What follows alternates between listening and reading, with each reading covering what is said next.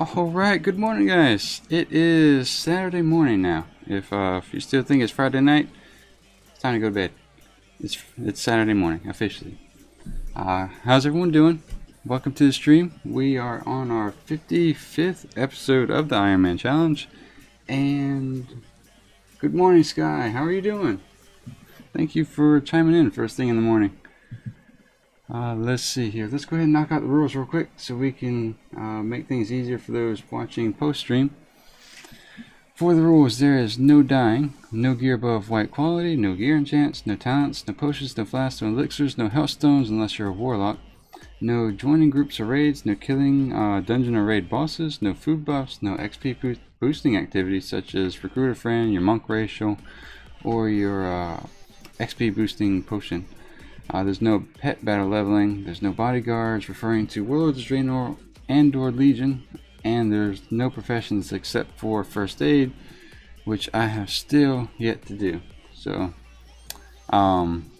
we were able to knock out Hellfire yesterday. It took us way longer than it probably should have, so we're going to try to make up for lost time. Let's go ahead and knock out the other YouTubers who are doing the challenge right now.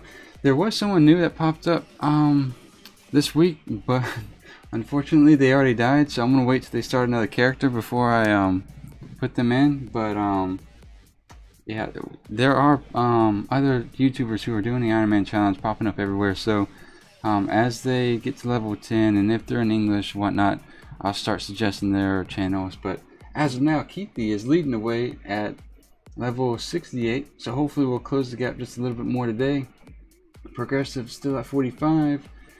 Dollar Game is at 48, Pooh is at 36, Jessica's at 38, Phallosweet is at 15, and Redzy's at 24. And the paladin, or no, sorry, the classes for each one's listed next to the name. So let's tuck that away and get right back into Zangarmarsh here.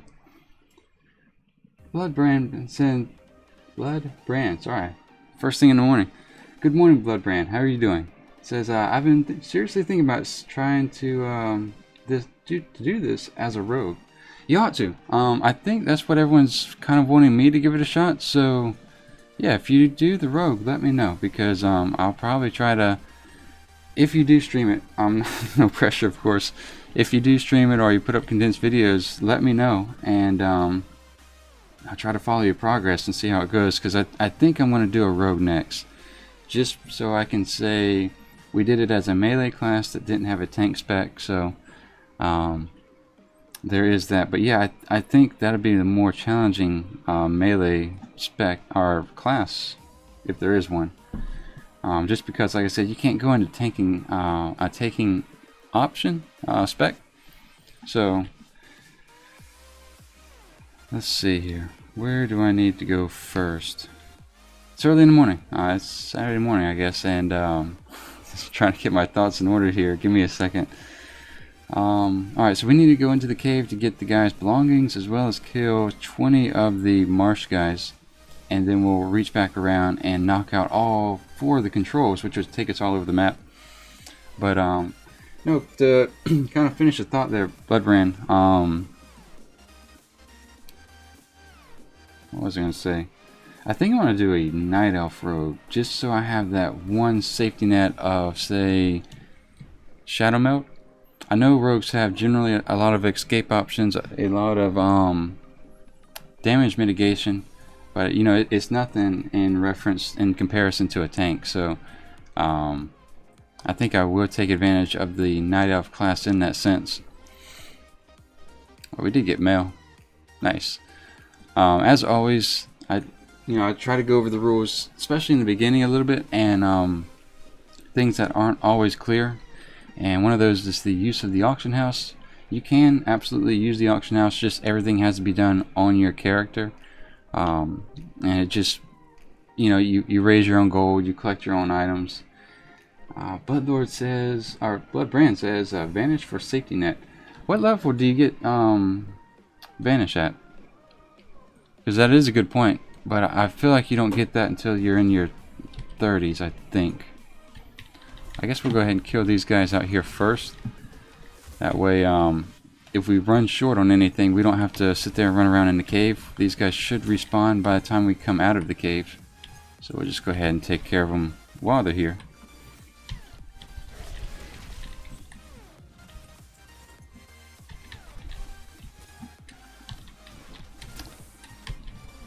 Alright, so that's that. Oh, and going back to the auction house, I did forget that altogether. As long as you can use everything yourself, or collect everything yourself, put everything on the auction house, you're pretty much okay. There's really no issues with that. That being said, I do recommend killing the rares when you can. You know what? Let's clean our bags out now that we're talking about it. I've managed to accrue about 3,400 gold almost. So yeah, 3371. So I want to put the unidentified plant parts away. I don't think we need those again, but just in case. Eroded mail gloves, we'll tuck that away as well. And let's see here.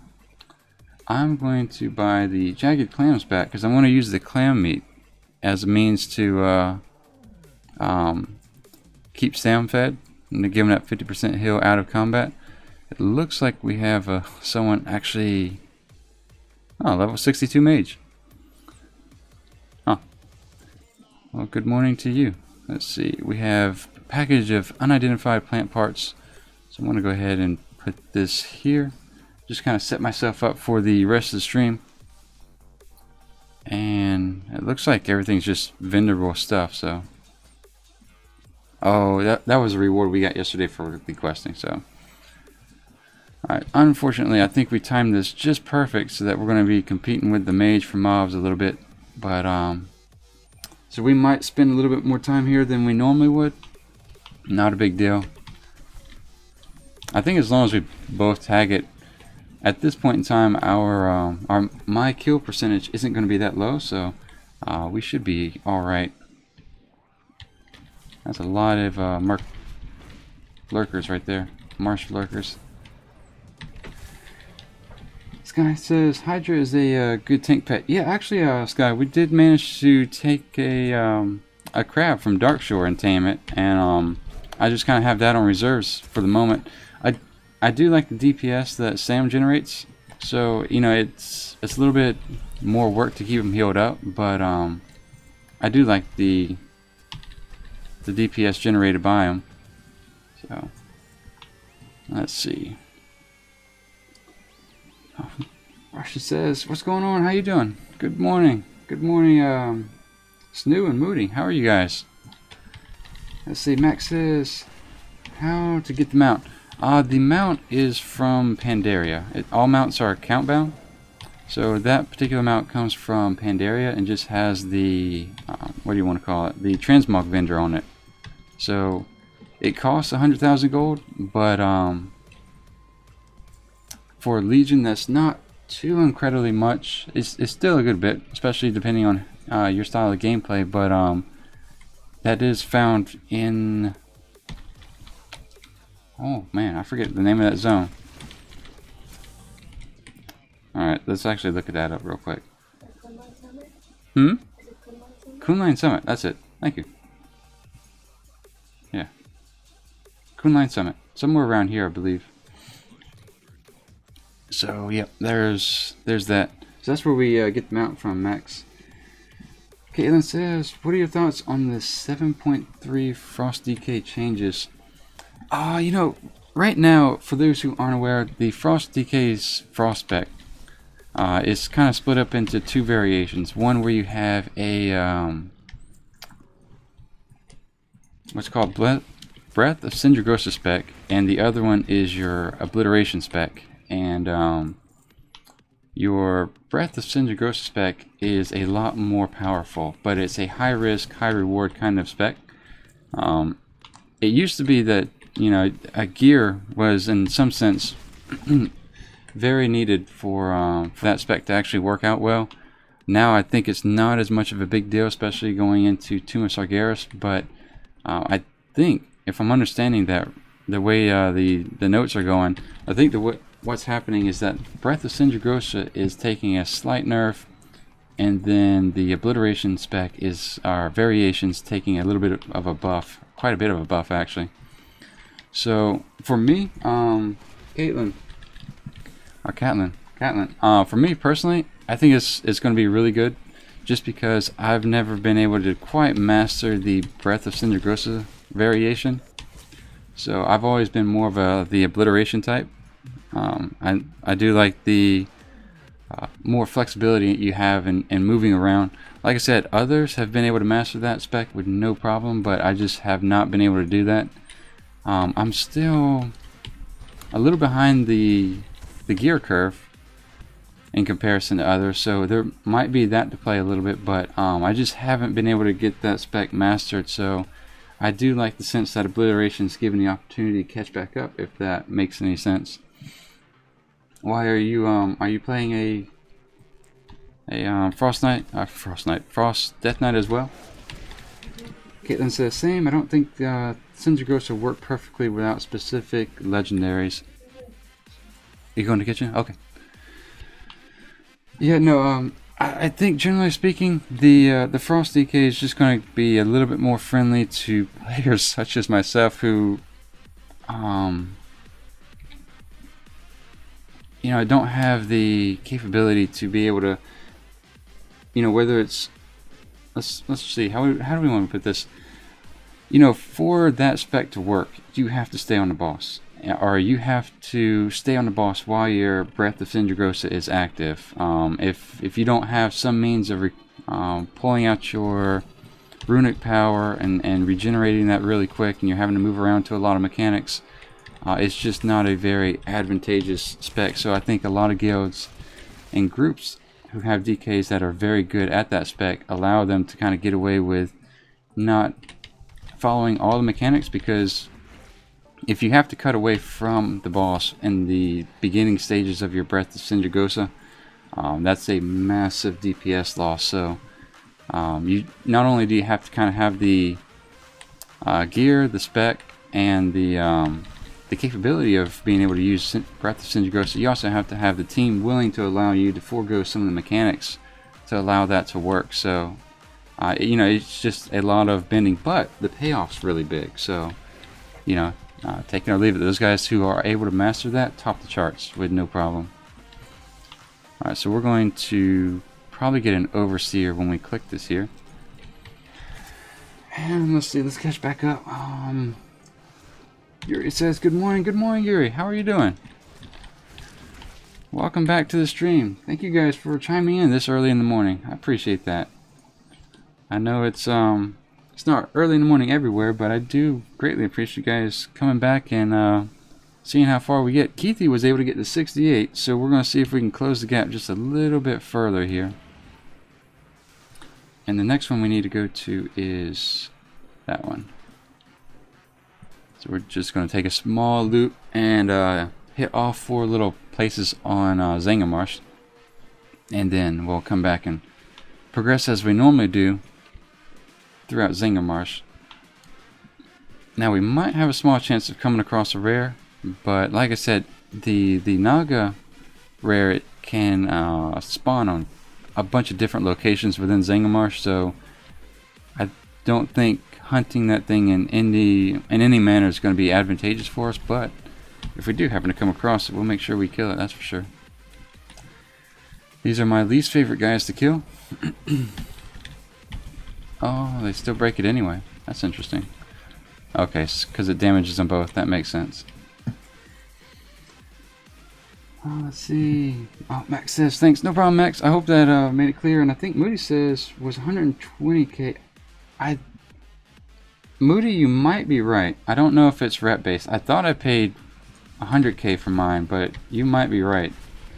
Can't quite remember now. This guy says, in Draenor, there's a pet on the little island just behind the town spawn. He's a good tank and good DPS. Okay, I'll keep an eye out for him. We'll see if we can add another pet to our collection. Sam just woke up.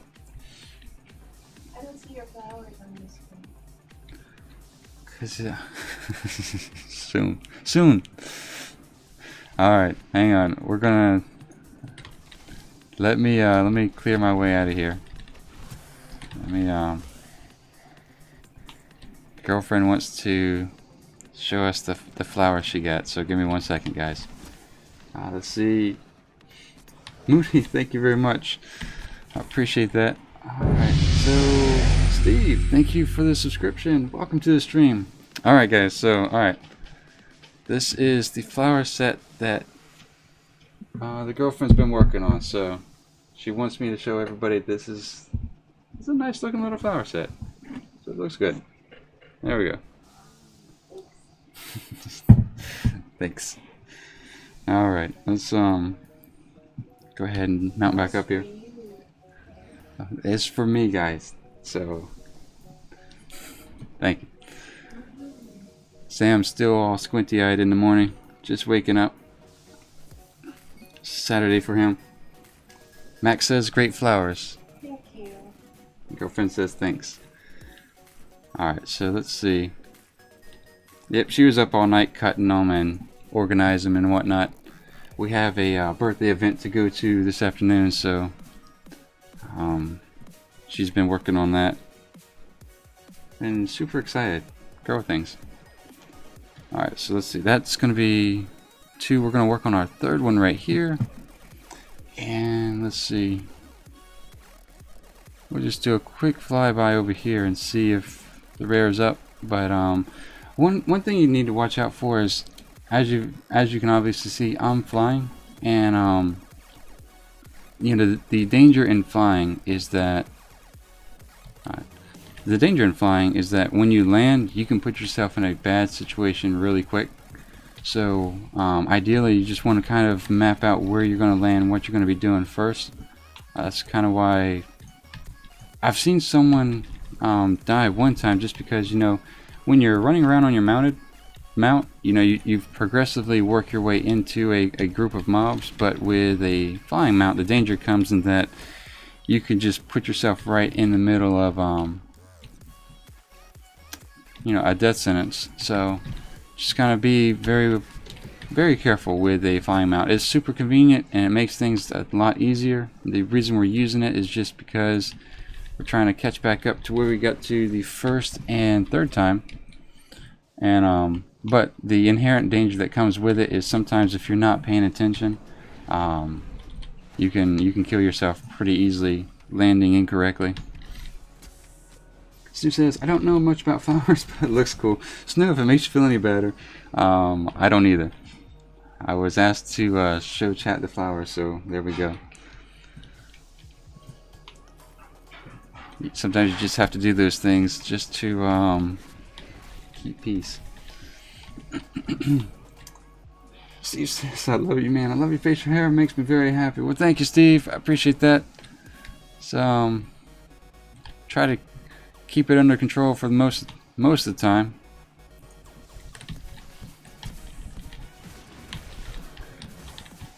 Let me see. Ah, yeah, I'm gonna have to kill these guys. I was hoping I could get away. When you're over here, the natural tendency is going to be not to want to mess with these guys because they have zero real benefit. They're very low XP, and they you know, they don't drop anything. There's nothing really good about them, but they will wreck your day, and they've almost done that to us twice in previous streams. So it is worth your while just to kind of take care of them preemptively. Alright, so with that, we'll go ahead and fly out of here. But yeah, nope, Steve, I'm one of those guys that most of my facial hair comes up in the front and then it thins out on the sides. Why? Who knows? But that was the hand that I drew when it comes to facial hair. Alright, so with that, we're going to dip down in here, I believe, and explore this place, and that should take care of our quest to explore the drain, and then we'll knock out the last I don't know what you call that thing. What are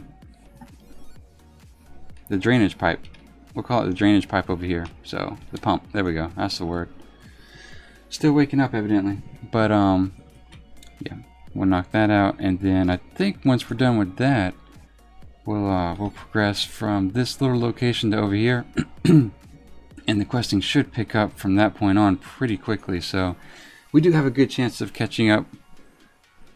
Not catching up, closing the gap with Keithy, who's sitting at 68 at the moment.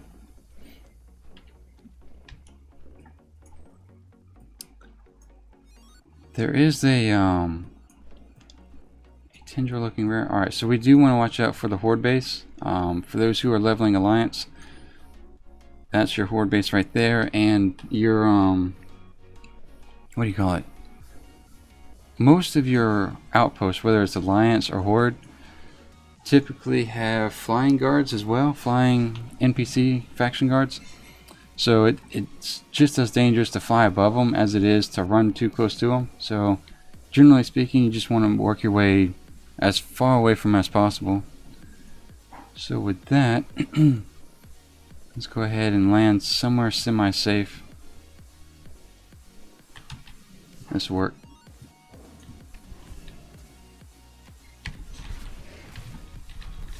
Give Sam a quick heal. So if he dies, yeah, he'll go back. Alright, and we don't have any sentries patrolling around us, so that's good. So we'll just go ahead and kill these guys over here. But yeah, pretty good. I think we'll... you know what? I don't know. Let me not say that, because I was going to say I think we might be able to get out of here, but from what I've previously experienced, most of the time these zones have about 3 to 5 hours worth of content. I'll silence that. So we just got in here, I think, toward the end of last stream, and we did about 30 minutes worth of questing. So I don't know if we'll make it out of here today, but we'll get as far as we can and then just go from there. Alright, we might pull one of those guys. Alright, we took the whole cast there, so let's go ahead and eat now that we're down to 60%. Moody says, you guys talking about the mount? I just finally gave in and bought it. You know, I have to say, Moody, the transmog mount is probably the single best investment I've made when it comes to purchasing mounts. I've used the transmog vendor so much that I think it's gold well spent. Russia, if you don't mind, Russia, please use English so that we can all kind of participate in the conversation as well. Thank you, sir. I do want to keep chat in one language, that way we can all participate. Alright, so let's go ahead and, you know what, I think we'll go ahead and use our Hearthstone. We don't really use it all that much. Let's see, Russia says no problem, sir. Alright, so with that, we'll go ahead and turn in these 2 quests, sell everything we have, and I guess we'll turn this in. Alright, so with that,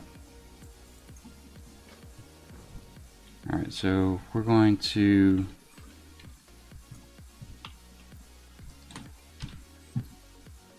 turn these in right here. I think what we're going to encounter at the moment is, oh, for those who don't know, there's this quest right here, and one of the rules. Alright, so we'll start with the quest. The quest wants us to go to each of these treants and grab the buff from them. However, since the sole purpose of that quest is to provide a buff, we're not going to complete it. So that's why that will stay, you know, uncompleted. You just have to be careful for that. A lot of quests will give you elixirs or give you some sort of potion to take. More often than not, it's going to be okay to take those potions. Oh, we have to turn in the quest over in Hellfire now. 9 times out of 10, it's going to be okay to take those potions, but they do tell you on the website, on Warcraft Challenge's website, to, you know, take potions, elixirs from quests at your own risk. So just be very careful in doing that. If it looks like it's a potion that gives you a buff, my advice would be not to mess with it. Furthermore, you can have a potion where... Alright, so we'll talk about that guy here in a minute. You can have a potion where if you take it for one quest, you'll be completely fine. But then if you turn around and say you accidentally fail the quest, or you drop the quest and you get the potion again and you take it, even if it doesn't provide a buff, it can still flag your character. So once again, just be careful for that. It's not a perfect system, so they still have their bugs. Just in case, you know, if you're doing the Iron Man challenge, that can be pretty demoralizing to fail having, you know, lived so long and then fail the quest because a technical glitch that nobody can overcome. So now, as far as this guy goes, I think we're going to pass him here again in a second.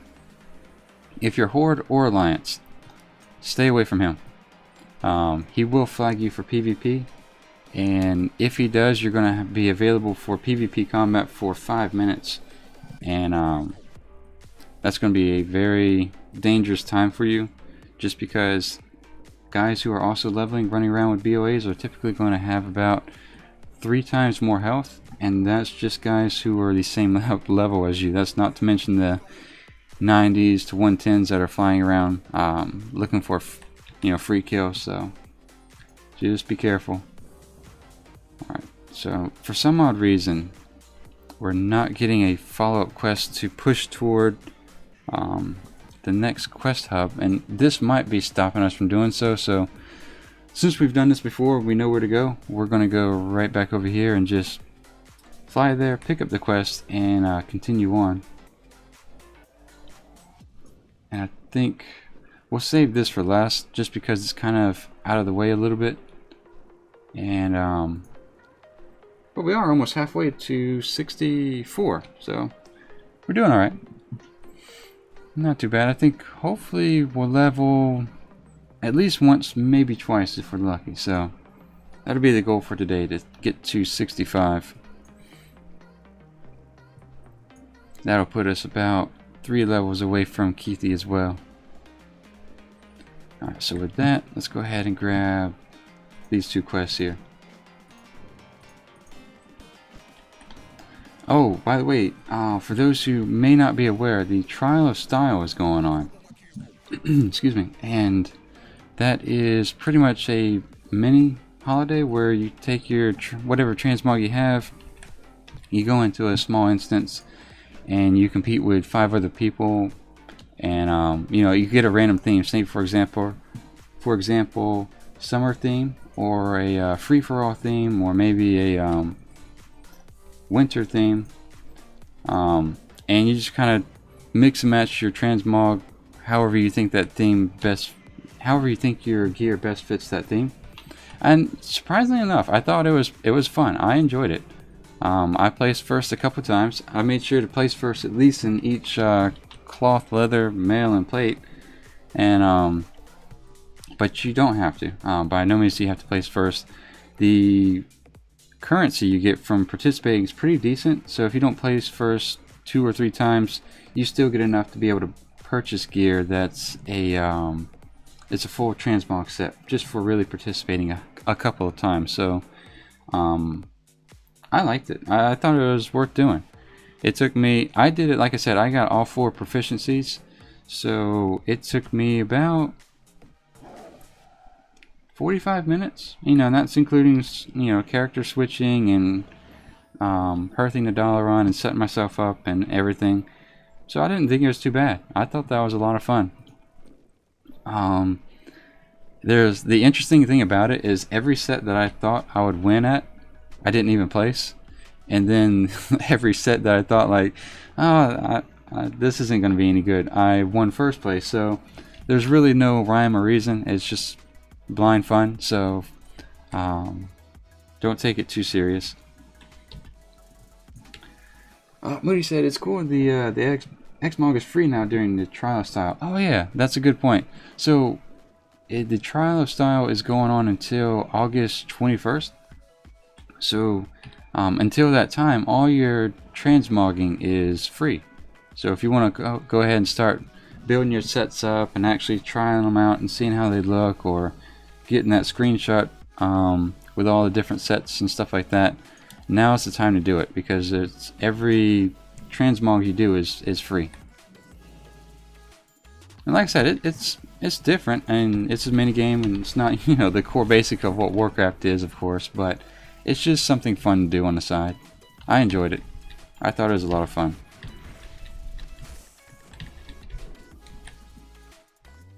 Alright, so let's see. We're going to... Oh, that was quick. We already got all the mushrooms we need. I guess we'll just go ahead and kill these rippers. Kind of going back to what I was talking about earlier with the potions. So for example, we have what's called Potion of Water Breathing. I've never used it. More than likely it's 100% okay to use it. However, just the risk of potentially failing the Iron Man challenge for taking, you know, a water breathing potion is not worth it to me. So I've opted not to use any sort of water breathing potion, elixir, or whatever else it is. So just be really careful. Snoo says enjoyed it a lot and picked up the shirt and my plate gear during, and might do the others. Yeah, Snoo, I would go ahead and grab the others, because this looks like it won't be available for another year.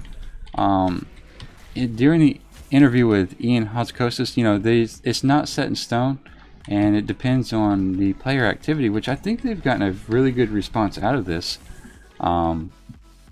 Depending on the player response to it, though, they might do this twice a year, they might do it quarterly, they might have a different style of transmog event.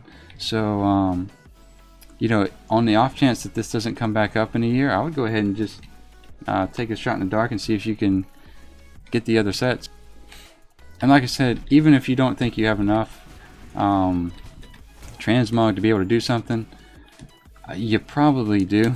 Because like I said, the gear I used that I thought would win me something, I didn't even place, and then the stuff that was pretty much common as you level put me in first. So you know, it's all in the luck of the draw of who you get to vote and the theme you get.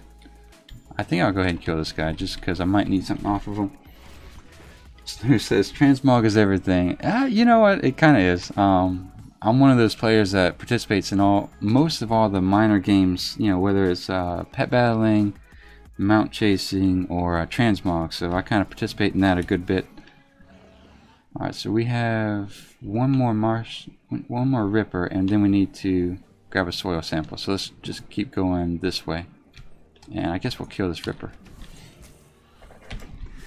Wukong says big like from Poland. Well, thank you, Wukong. Welcome to the stream. We have a lot of people from Poland that chime in, so I appreciate that. Thank you very much. How's your... It's not morning there, it's a little bit after afternoon, right? So how's your day going, Wukong? Mr. Vitt says, hey Kuhn, what's going on, Mr. Vitt? Good morning. How are you doing? Welcome back to the stream, by the way. Let's see. Let me find the soil sample. I think we need to get a little bit closer, actually. It is Saturday morning, so we generally speaking, the crowd is a little bit smaller, so I should be able to keep up with chat with no problem this time around. So thank you guys for chiming in. Christoph says, I'm curious, in your opinion, is it technically impossible to die in Iron Man if you have a pet hunter warlock, so it's not really Iron Man?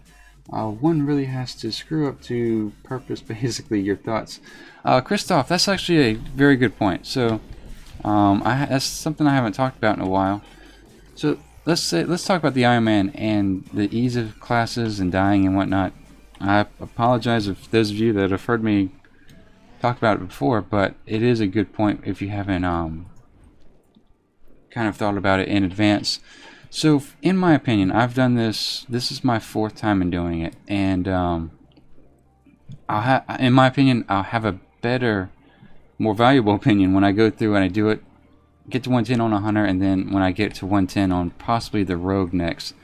But as of now, I kind of have the stance that when you're doing the Iron Man challenge, what you die to, whether it's, you know, you're a hunter, whether you're a rogue or a monk, or, you know, whatever, a prop paladin, most people's deaths come from deaths that are independent of class. So let's say, for example, if Warcraft crashes right now, I might be able to recover, but if my Warcraft crashes over here, you know, I have 2 or 3 mobs hitting me the entire time I'm trying to log back in. So that's a class independent kind of death. Same, you know, so having that defined, if we talk about class independent deaths, you have lag, you have servers going down, you have Warcraft crashing, you have zone respawns. So one of the things in Northrend and Outland is you have zone respawns that happen to you. You know, normally when you go through and you kill mobs and you're clearing out a little area, you know, mobs pop up one at a time, but for some odd reason we need to kill Hydras, okay. But for some odd reason in Northrend and Outland, the whole zone respawns at a time, sometimes, not all the time, but sometimes it does. And so you can find yourself in a position where, now say you've killed a mob and you're down to about 75% health, and then all of a sudden 3 mobs spawn on top of you.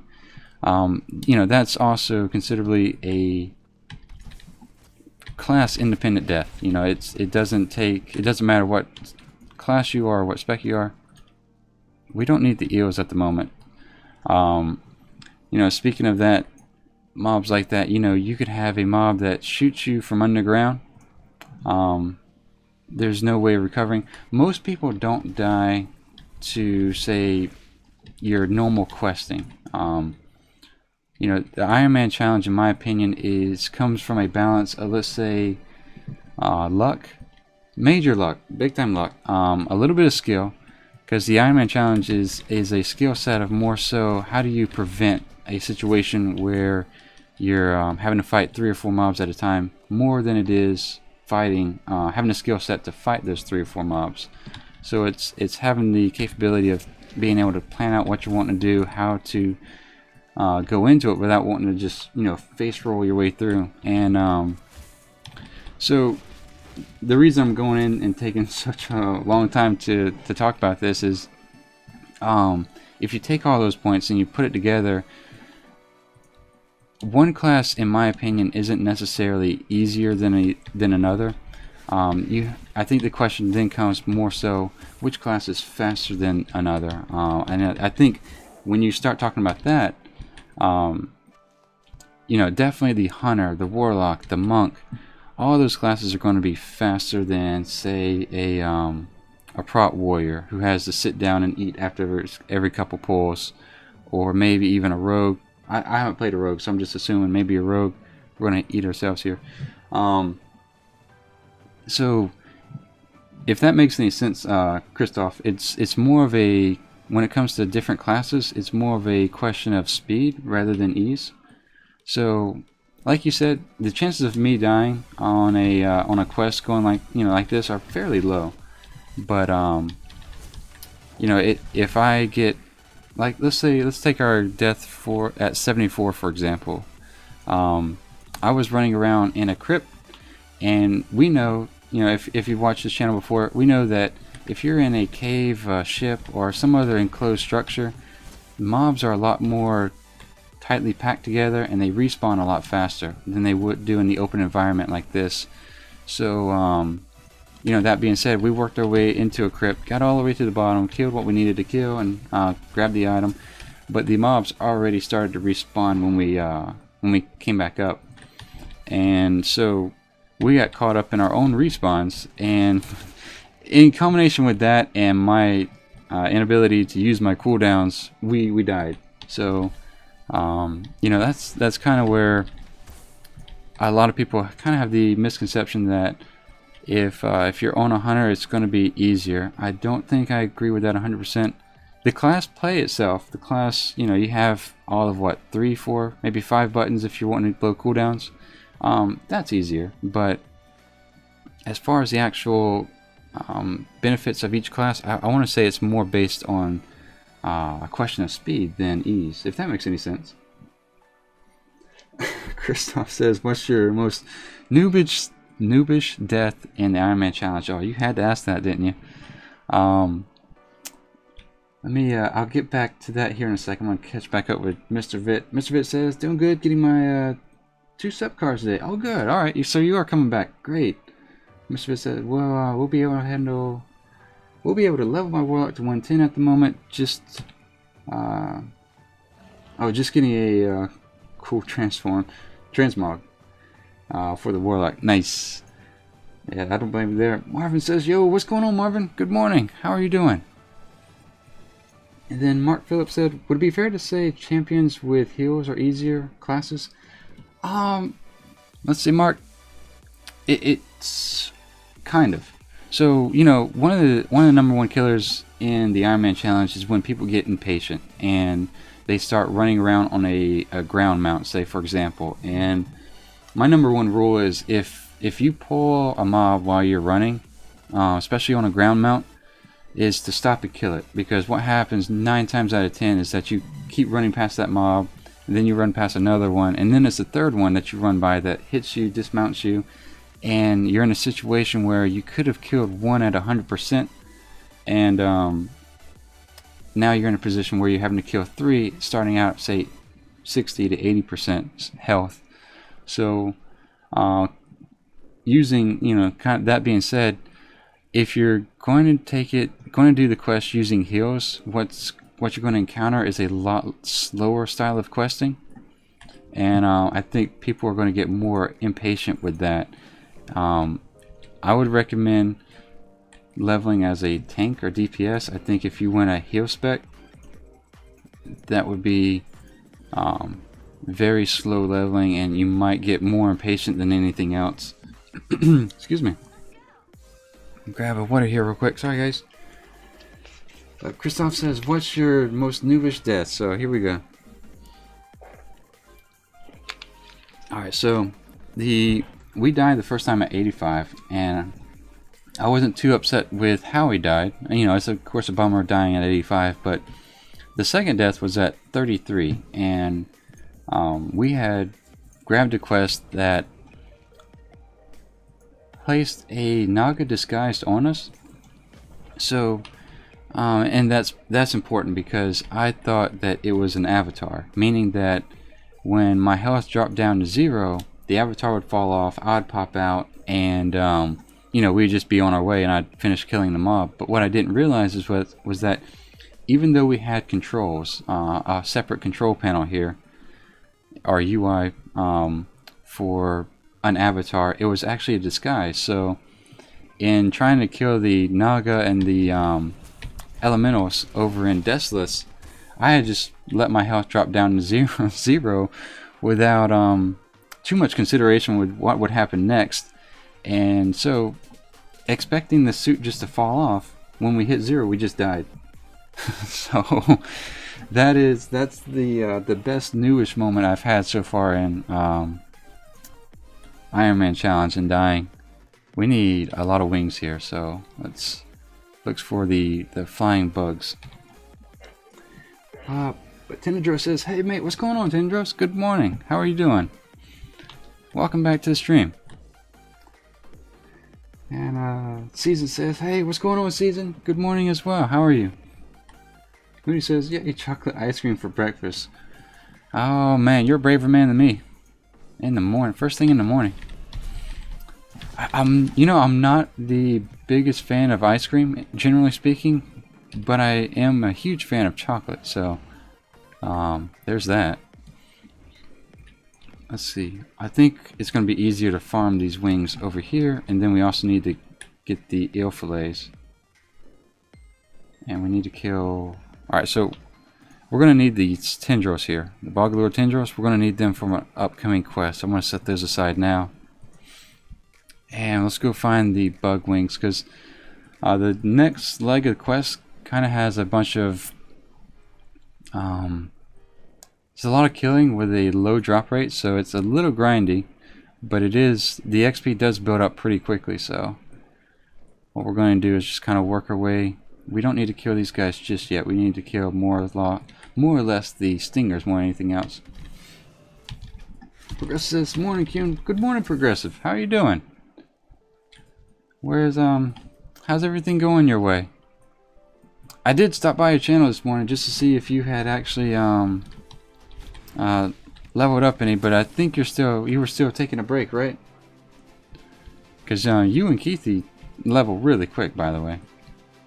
I think I don't think you said you were going to do the Ironman race in September, but between you and Keithy, I'm going to have my hands full. You guys both level extremely fast. Let's see. Christoph says, "Oh man, yeah, you know, that was my noobish moment, and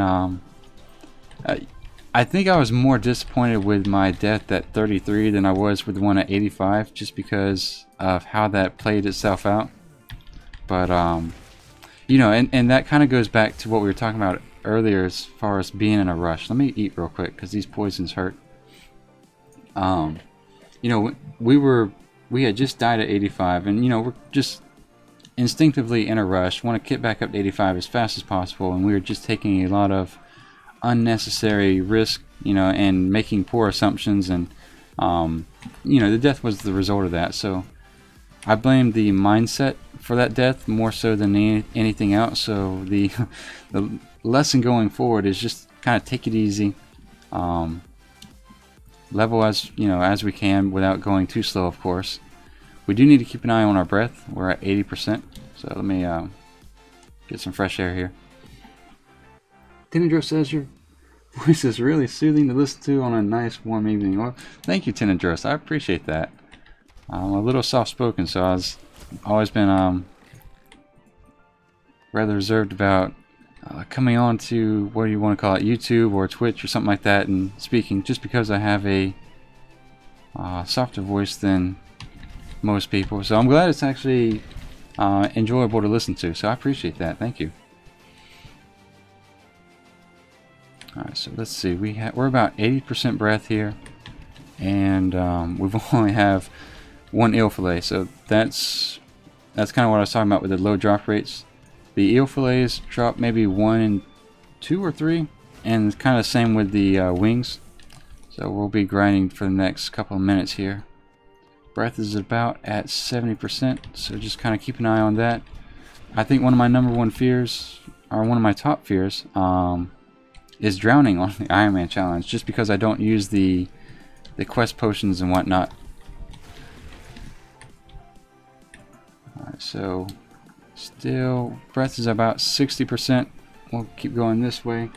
Season says, would you say WoW is a beginner friendly game? Season, yeah, absolutely. If you take your time at the beginning, let's kill this guy. There's a lot of features within the starting area, starting zones, starting mechanics. Breath is about 50%, so we'll go grab a little bit of fresh air. But yeah, absolutely.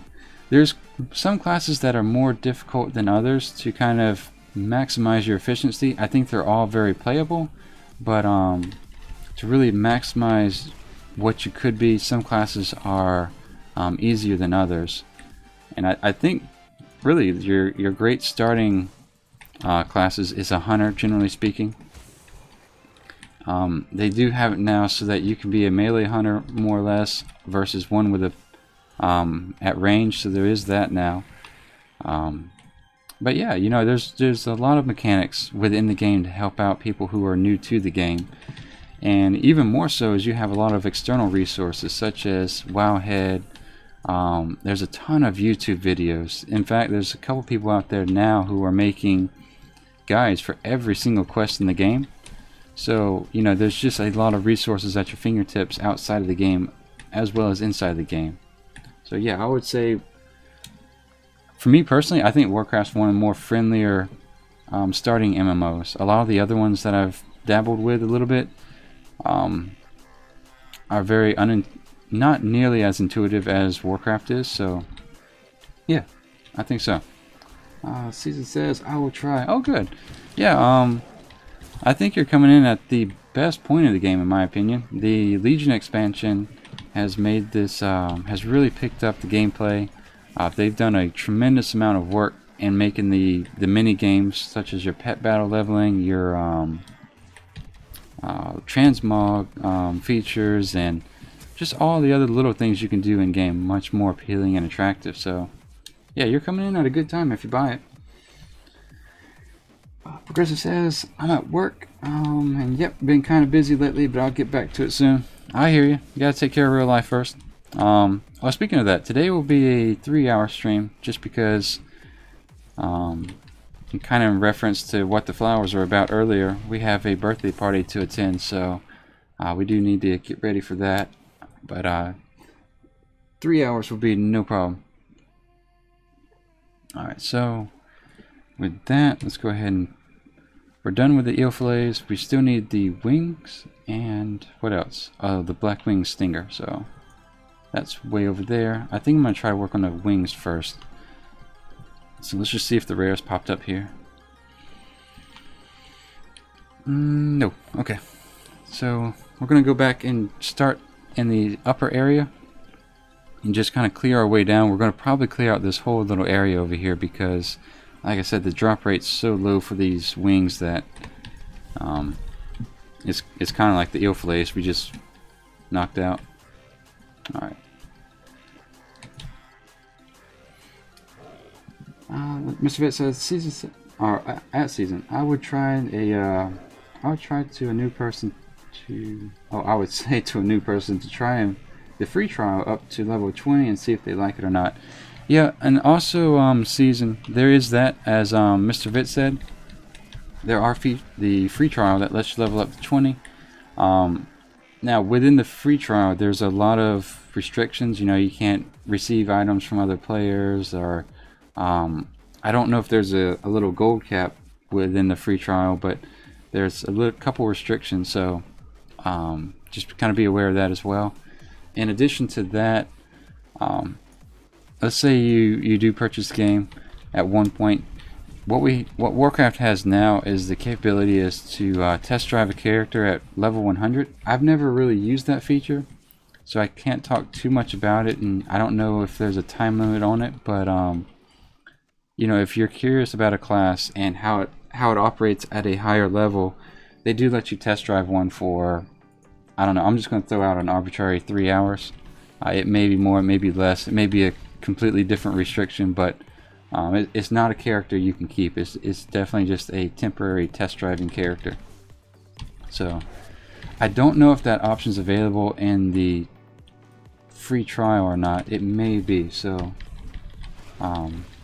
if it is, you know, feel free to try that out.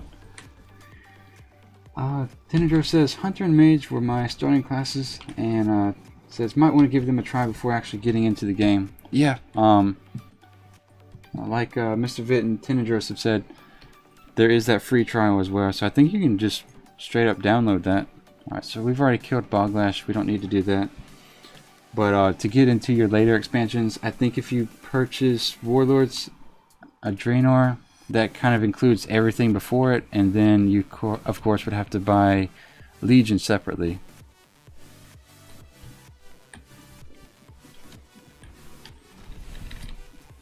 Let's see, Tundra says, Kinmoon, the only thing I don't like about Warcraft is the players some are cool and some are totally jerks who talk a lot of smack. Yeah, you know, I guess Tenendros, you know, I don't want to say something as cliche as that's going to happen in any game, but when you have your player base as much as you have, you know, in the millions like we have, we're definitely going to come across those. But another way to kind of mitigate that is, generally speaking, from my experience, and others may be completely different, so I'm gonna throw that out there. This is purely my experience. If you're more of the passive type of player, especially in personality type, and you're interested more in the gameplay of the game, I would highly recommend a PvE server or an RP server over a PvP. I played on Illidan for a good, man, 4 or 5 years, I think. So and that's a horde PvP realm, and the dynamics of the chat, the conversation, the people, very different from realm to realm. So just kind of keep that in mind. If you feel like you're having a bad experience where a lot of the players aren't really meshing with your personality, don't hesitate to hop servers and try something else out, because each server is different, and your PvP type tend to be a bit more, I wouldn't say aggressive, but I mean you do need a certain personality type to be on a PvP server sometimes. I hope that makes sense. I hope it's a fair statement. Alright, so we need one more wing. And I think we're going to go on the other side of the lake here just to see if we can grab that one real quick.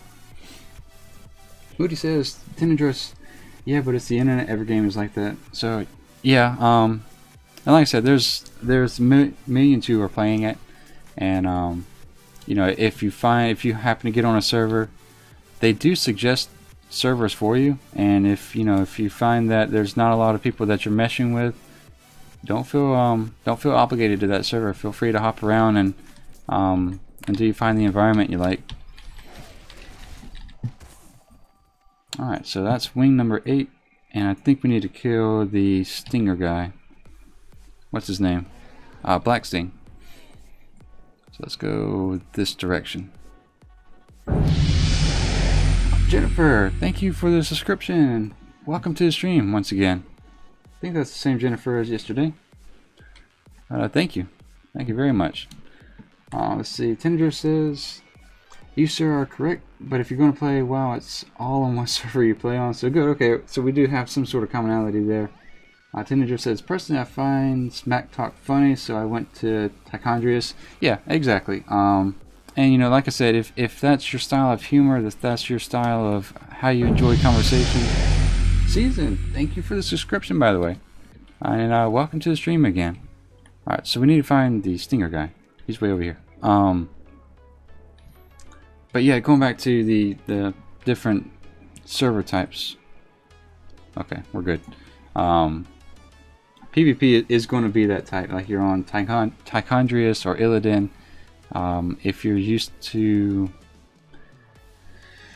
I don't know. There's probably, I can't think of a way to say it without just being presumptuous, I guess. Because there's different people on the realm, so to put everybody under one umbrella is kind of unfair. But at the same time, there are hive minds when it comes to realm. So.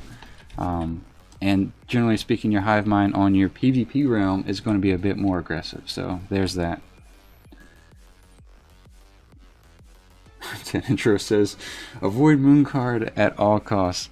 Oh, come on, Tenendros. I have a warrior that I'm doing the Bloodthirsty Iron Man on Moonguard. Let's see. Oh, speaking of which, I've been wanting to upload my first short version video this Sunday.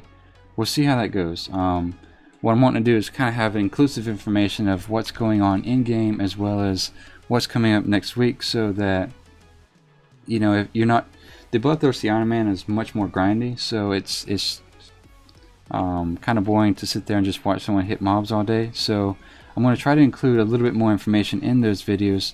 Whether or not that happens this Sunday is to be determined. I have a birthday to go to today as well as tomorrow, so we'll see how that actually plays out. So if you were looking forward to that, I do apologize. I am going to start that series up, but it's just getting the time available and making sure I have enough video content to do that. Marvin says, why is your map so gib? Gib? You mean this map?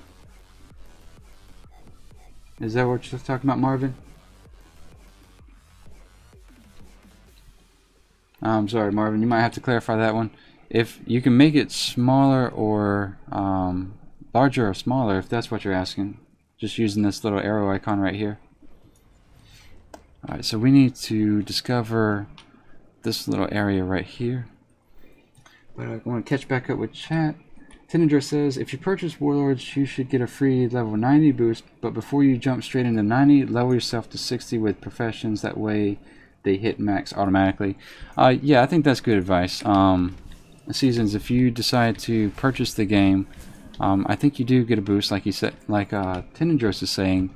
But before you spend, you know, that token, which is not going to be recoverable. So if you do spend that token, you're stuck with that 90. I would level up a little bit. It's going to make learning your class a little bit more intuitive, and you know, give you more of an appreciation for gameplay. In fact, I would say don't use it until you have a 90. That way you can kind of be like, so you know, level up a character to 90, get a feel for it. We're going to try not to pull this guy because he has like 19k health.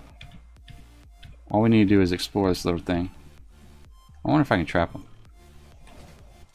Oh, I can. Nice. Alright, so that's completed. We're done there. But yeah, I would say Tenendros said level to 60. I would maybe recommend leveling to 90. And it's not going to take as long. It's not as ambitious as it sounds. So you'll be able to do that in no time. But it does give you an appreciation for your class. It does kind of give you the understanding of how the mechanics in Warcraft work. So I think if you go in and you level up, say, to 20, and then you go and boost up something to 90, you might get overwhelmed. You might not. I mean, I don't know what your gaming background is, but I would recommend leveling to 60 to 90 before boosting a character. That way, at the very least, you have 2, and one of them at least you know how to play.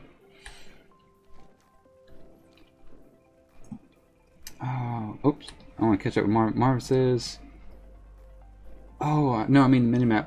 Marvin, I use my add-on, my 3 UI add-ons, I guess, is for these nameplates right here. This is your Z-Pro. This mess of buttons is your bartender add-on, and then the map is your sexy maps. And I like the square or rectangular sexy maps, or mini maps in general, because if you use a circle, you take up the same amount of space, but you're only able to use, you know, whatever the difference is. So I figure if I want to take up all of this area, I might as well make it a square. So that's just kind of my line of reasoning. Excuse me, sorry. Season says, everybody says that Vanilla WoW was better. What's with that, and has that changed? Alright, so here's the thing with Vanilla and Warcraft today, is that they're 2 very good games. The entire time that Warcraft's been out, the subscribers have been in the millions, but the difference is that Warcraft has come from a more immersion based style of gameplay, where, you know, back then, I'll give you, let's take mounts for example. Back then, you couldn't mount until you were level 40, and then you couldn't have a fast mount until you were level 60. Now they've changed that to 20 and 40 respectively. A lot of the content in Vanilla took you a lot longer to get access to it. The gear available took a lot longer to acquire. It was very immersive, so your smallest items took a lot of time, so those items kind of had a more value to you because it took you more time to get them. You know what I mean? The longer it takes you to get something, typically the more it means to you. And Vanilla was more of that game style. It was more, everything's a lot slower. You run everywhere. Everything hits a lot harder, so you die a lot more. It was a different type of good. Whereas now, you just have so much content and so many things to do that you can kind of hit the loot lever more often. So both games are good, like I said, and you'll probably get a small taste of that as you level up your first time. It's going to be a little bit slower starting out, but it's nowhere near the difficulty it used to be. There were guys toward the end of Vanilla that were able to do it level from 0 to 60 or 1 to 60 in about a week, I think. But generally speaking, it took most players months to get to 60. Now these days, if you're really dedicated, My playtime usually when I hit 60 is about 24 hours, and that's with no gear boosting or anything like that. It's purely Iron Man leveling. So, do we need to kill these guys? No, not yet. We just need the giant slain. So, like I said, it's not that Warcraft's bad. It's just it's going to be what you enjoy more. Do you enjoy immersion more, or do you enjoy, you know, getting stuff done, knocking out content, being a part of as many things as you can?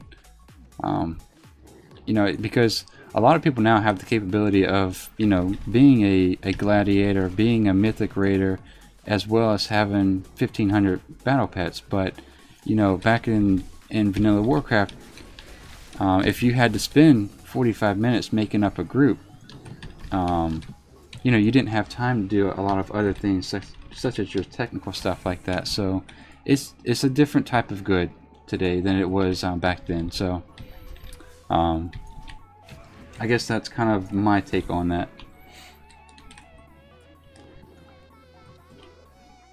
I'll catch back up with chat. Tenedor said you should do the PvP to level challenge, which basically is quest to level 10, then run a battlegrounds. You know what? Oddly enough, Tenedros, I've done that naturally. Before I even knew it was a challenge, I had taken a character and leveled them up through battlegrounds just for the sake of doing it. I didn't do it to 110. I think I did it back in, I forget which expansion but it was a previous expansion, and that was a lot of fun. I did it, and I don't really have too many complaints. I think it was back when the XP was way too powerful, and you know, if you did Alterac Valley, you could level once or twice. Alright, so that's 12, so we'll go turn that in real quick. We're gonna have to come right back here and either get all the Boglore tendrils, but we do need to kill these parched Hydra, so we'll come back. Let's see, Marvin says, I want to play Classic WoW again. Marvin, I don't know. I played it.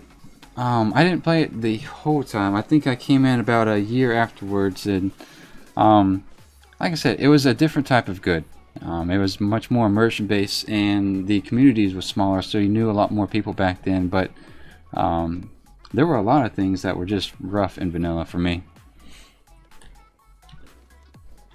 But you know, that was when I first started playing, so I don't think it would be nearly as rough now. But I was one of those warriors that was level 30, having forgotten that I had a talent tree, so I was just running around with 10 unspent talents, and then had Spectin arms, had a shield, had a nice dagger.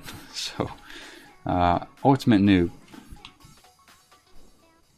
For some reason, I am not getting the follow-up quest that I was expecting, so hopefully...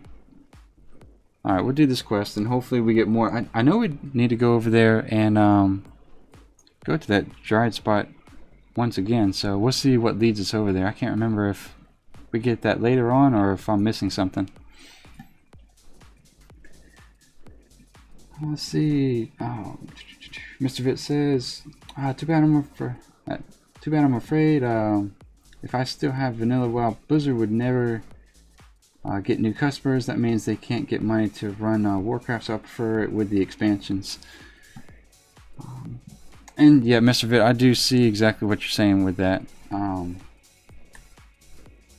Maybe in the near future, when stuff slows down on the expansion front, they might introduce legacy servers, but I think if they were to do that now, they would just straight up compete with themselves. And the reason I don't think they would do that is just very bad business. It's not bad business to have a vanilla server. Let me clarify that. It's bad business to compete with yourself. So you would want to let the Legion content have a little bit of an open period, so that you don't want to make a brand new patch and then drop a vanilla server 1 month later, and then everybody that's doing your new Legion content migrates over to that new server. So I think you just have to kind of space that out. in a advantageous way. Bosick says Jonah did all. Awesome, Bosick. Welcome back, Bosick. Jonah did it in a bit over 4 days playtime. Keep in mind he was one of the fastest, if not the fastest. Yeah, no, that name looks familiar, really familiar actually. And like you said, there was guys who were very good at leveling by the end of vanilla. I do remember there being paper. You could purchase paper guides in the mail, or you'd purchase them online, and they would mail you a stack of 200 pages of how to level to level 60 the most efficient way. Yeah, it's kind of funny. I do remember that. Tomomi says, hey, last time I saw you at 76, did you die? Yeah, Tomomi, welcome back, by the way. This is our 4th attempt, so, it's, as I've said before, if we die, we're going, he glitched out, dang. Alright, so let's, I'm still shooting him for some reason. So let's take care of this guy since he's gonna shoot us. Yeah, so that's the bad thing about Outlands and Northrend you have to worry about is it is a little bit more glitchy than your than Azeroth. So just kind of watch out for that. Usually I like to shoot the pets first just so I don't have to deal with them while I'm killing the hunter or warlock. But let me catch back up with chat. Mr. Vitt said, also people would get bored in Vanilla WoW. There would never be new things to do. I think to a certain extent, yeah. But at the same time, it takes you so long to, get to max level that a lot of the content that they would have available would take a lot of time. So, let me go ahead and eat before I get hit again. I'm not seeing a lot of the... Okay, let's get that idol.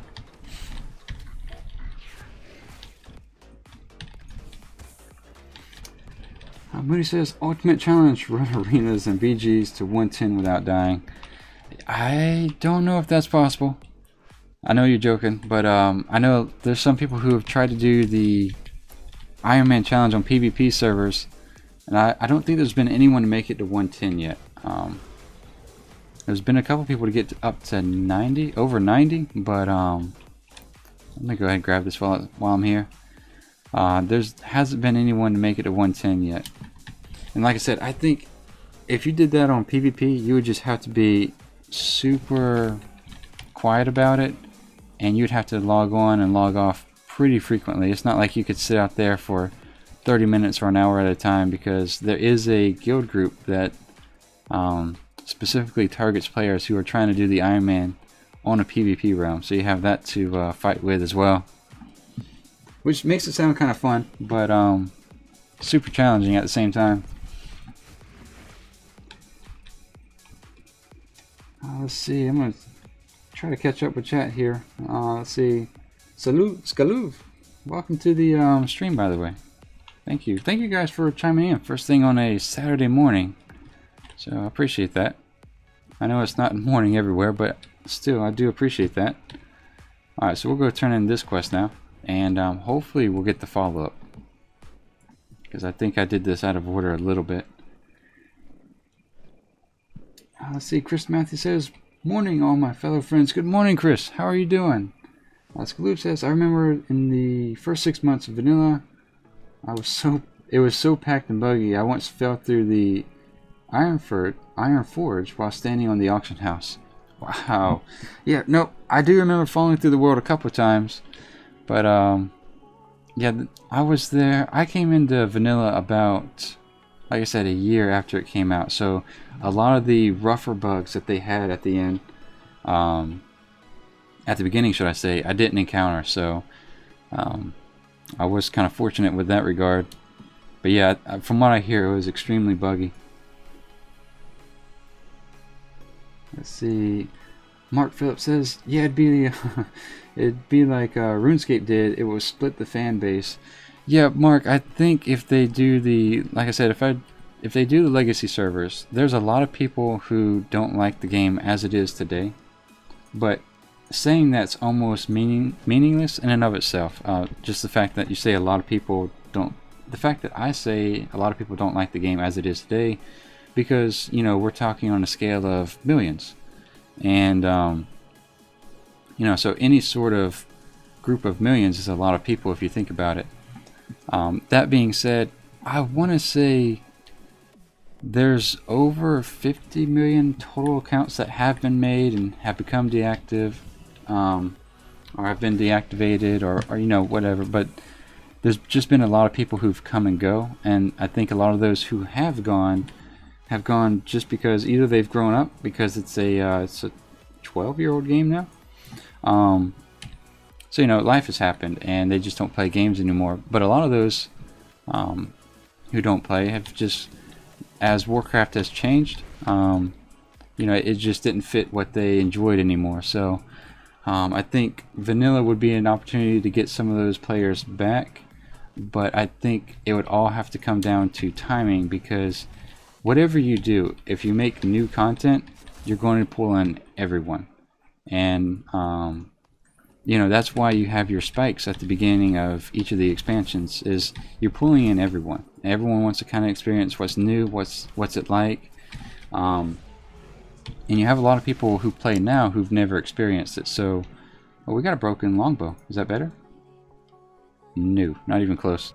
So that being said, I think for them to release anything legacy related now would be just a pure shot in the foot, because they're releasing so much content. In my opinion, it's borderlining too fast, because there's a lot of people that I know that just haven't had the chance to do a lot in game, or complete nearly all the activity that Legion and all the content that they have to offer at the moment. So you could argue the fact that it's too fast, but then again, you know, everyone has their different speed at which they play the game. So what someone may say is too fast, others would say it's too slow. So that's nothing to split hairs over. But the fact still remains that if you're releasing new content currently, you don't want to drop too much new content at the same time, because even if it's all good, it's all going to be competing with each other. So I think what they're going to need is a lull period in Legion, or another expansion maybe, that we saw in Mists of Pandaria and Warlords of Draenor, where you know, you have a content drought, and that may be something to entertain players in the meantime, if that makes any sense. I don't know if I'm maybe articulating that as well as I could, but Linka, welcome to the stream. Linka, if you don't mind, this is an English channel, so if a lot of the players or the viewers here only speak English, so if you keep it in English, I'd appreciate it. Thank you for chiming in, by the way. So I'll catch back up. Here's the thing. Tenendros says, well, I gotta go, mate. The wife is asking me to cook dinner, so good luck and have fun. Thank you, Tenendros. I think you're off by now, but I appreciate you stopping by. Let's see. Let's go ahead and grab the tendrils that are moving about. So these guys are pretty far spaced out.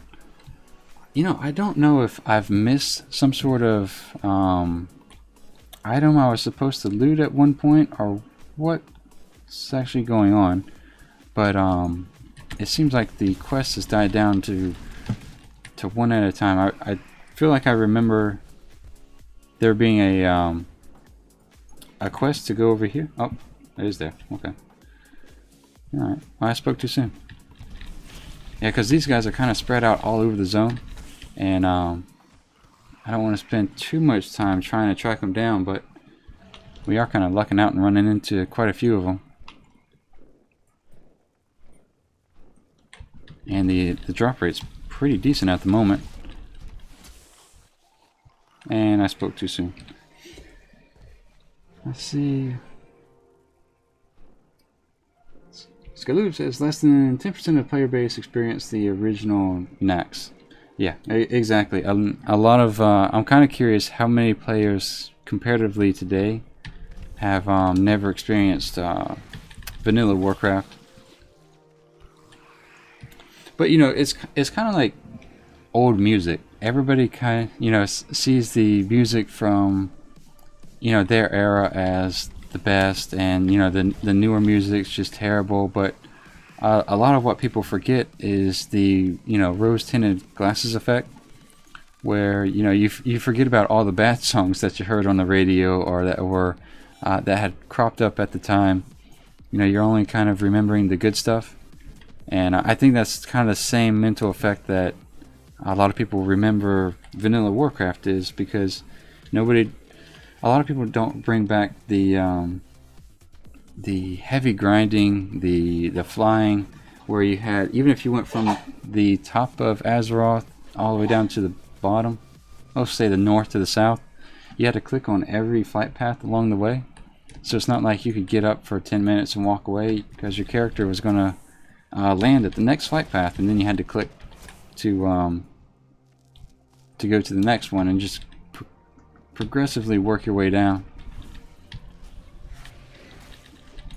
Alright, so that's...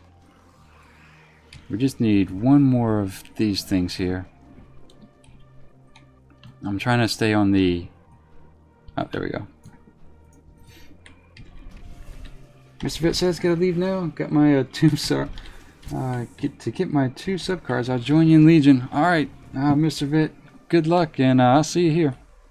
For those who don't know, we're doing an Iron Man challenge on Argent Dawn, but my main server is on Khadgar and Alaria, so if you do see me roaming around, don't be afraid to say hi.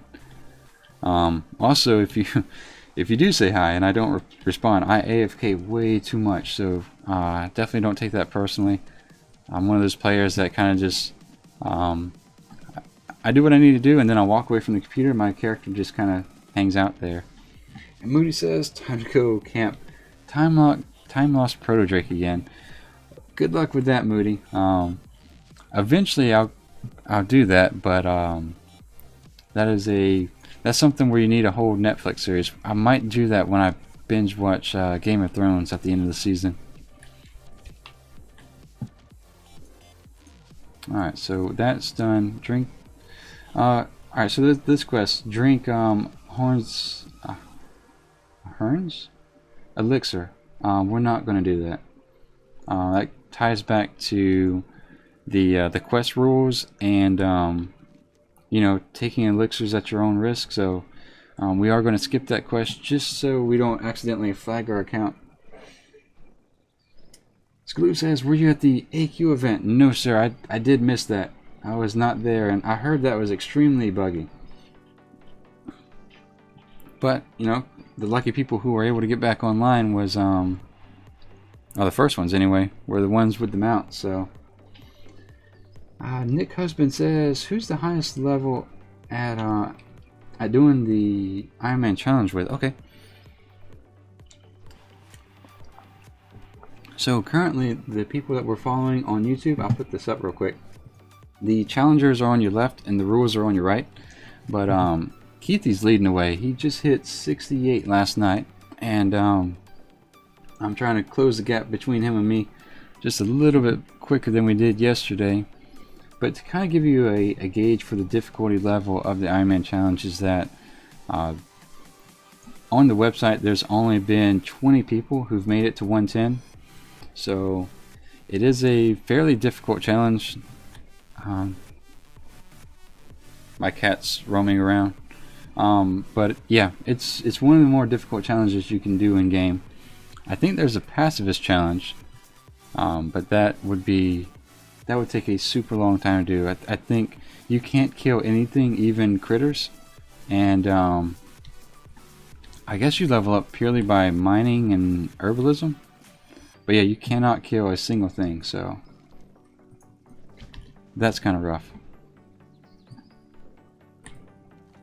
Alright, so let's grab this, turn in this quest here, and then we'll pick up the following 2. And then we'll bind our Hearthstone here, and I think we need to empty our... Nope, we won't. He's not friendly to me yet. Okay. So we will sell stuff. We can clear out our bags a little bit. But yeah, Nick, I hope that answered your question. And like I said, all the links to the channels are in the description, as well as the link to the more detailed rules in the website is in the description as well. But let's go ahead and sell stuff here real quick. That being said, you can sell stuff on the auction house. That is within the scope of the rules, which kind of surprised me, but I'm not going to complain. I'll take any sort of benefit I can get at this point. Alright, so let's see. And I think we don't have too many, we haven't had too many BOE drops today. Alright, so that's that. We'll sell that as well. I'm going to go ahead and delete this since we're not going to use it. And I'm going to open the clams and try to get, for the feed your pet, you have to have food, surprisingly enough. So we're going to go ahead and have a little stockpile of food for Sam to eat. Oh, we managed to get a pearl out of that. Nice. Alright, so with that, we'll throw the pearl on the auction house, see if it does anything. Okay, so let's go ahead and knock out the rest of these quests here. Oh, Jordan, good morning. Says hi, Cuban. Good morning, Jordan. How are you doing? Welcome back. We're about 5% of the way, or 5% away from, I don't know why I did that, hitting level 64. And I think, yeah, we'll go ahead and kill these guys. And we need to start and collect these mushrooms, because we're going to need that here pretty soon for the Sporagor turn-in. And I think we need 10. I think that was a number. I always forget if it's 10 or 15, but I think it's 10. So these mushrooms right here, the glow cap. So that's what we'll kind of passively gather in the meantime while we're questing around here. Because that can be a bottleneck quest, trying to find 10 all at the same moment. Jordan says, awesome, you're catching up pretty quick. Trying to.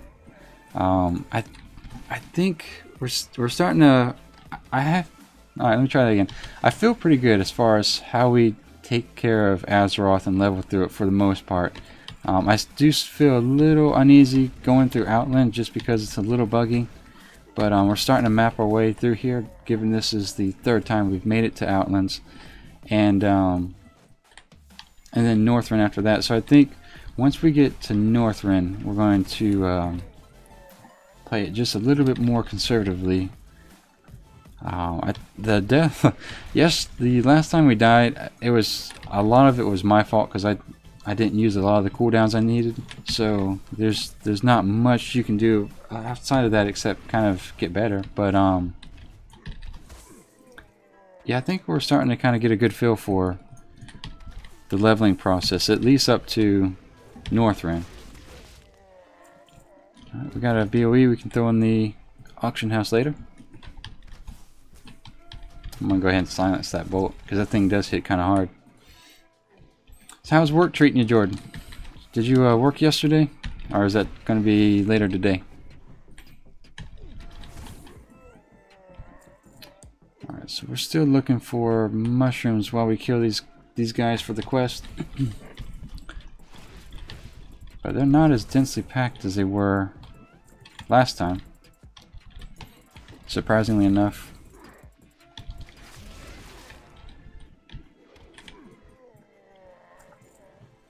Alright, so let's see.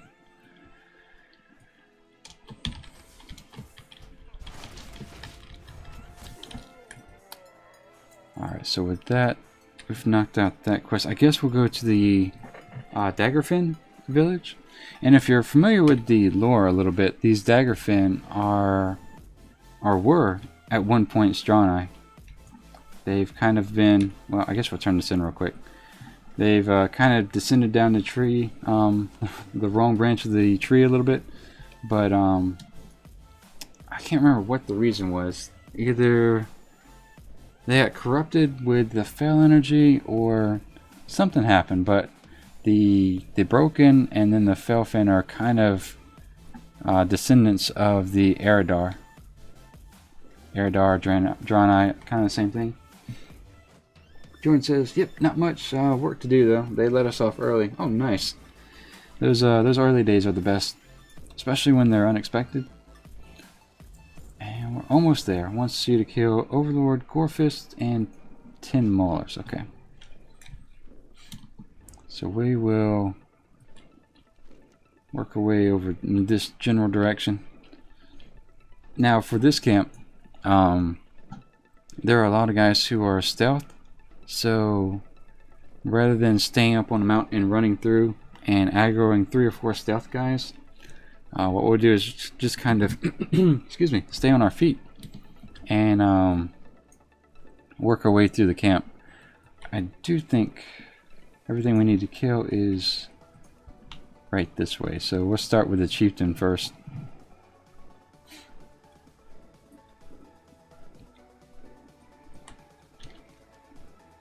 But yeah, I've actually found the Iron Man challenge a lot of fun. I've been neglecting my main for far too long. I might work on him a little bit today, actually. Alright, so we need to go up in here and kill the chieftain as well as anyone else that kind of gets in our way. Now this open area is a good indication that there's a stealth mob. So I'm going to try to just... there he is. Try to find them. Because what I don't want to do is run straight in and run for the mobs that I only see. Because a lot of times there's a... oh, level 64. Alright. There's another stealth one. And the poisons that they apply actually hurt quite a bit. But that is 64, so we're halfway there to today's goal. Alright, so with that, I'm going to go ahead and turn this off so it's not flashing the entire time. There we go. Usually there's 2 mobs on your lower level, so let's just play it safe here. Alright.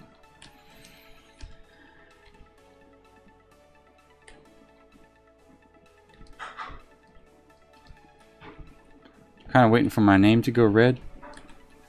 But that's odd. Usually there's 1 on each level, if not 2. Alright, so we'll grab the book here and we'll take out this guy. So let's see, we have one with 1200 health, and then 6700. So usually I try to knock out the guys with the lowest amount of health first. Just because you don't want them beating on you the entire time you're trying to whittle down some mob's health that has almost twice as many as you do. Or twice as much, should I say. Alright, so he went stealth. Try to not get backstabbed here. There we go. Yeah, and that poison's kind of rough. Alright, with that, we're done here. We have the totem we need, and then I think at this point we're just killing mobs in the area. So that works out pretty well. Eric says the Broken deformed with the mist that was in Shattrath when the orcs attacked and slaughtered everyone. That's right. Thank you, Eric. That's right. I was wondering how they came about it. I was like, I didn't think it was Legion, because Legion kind of turns you green or gives you some sort of a glow. But yeah, if that's one thing I've noticed is that chat will help me out when it comes to the lore. I've learned a lot since doing the Iron Man challenge when it comes to the lore of the game, so I do appreciate that, by the way. Hopefully once I've been corrected half 1,000 times, I'll be able to speak with some level of accuracy to it.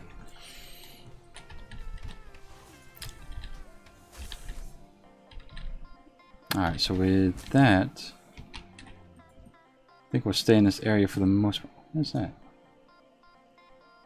Oh, rare. Nice. I've never seen him before. He has 64k or 6.4k health. And NPC add-on didn't go off at all. Okay. Well, I'm going to use all the cooldowns on them. The rares in Outland are a lot better than the ones in Azeroth, for the sense that obviously they're going to give a little bit better XP, but they also always give a blue drop. So that looks like that. Well, that looks kind of nice. I like that. Maybe that'll sell well.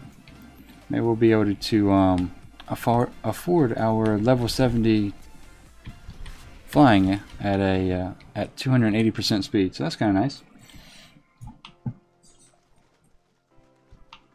All right. So with that.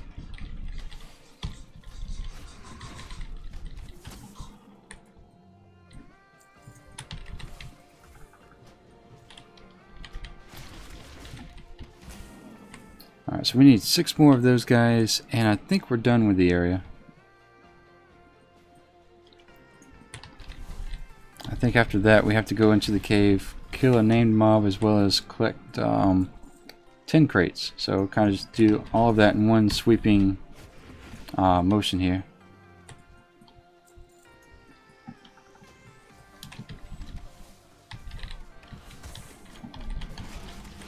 Alright, so 3 more. Almost there.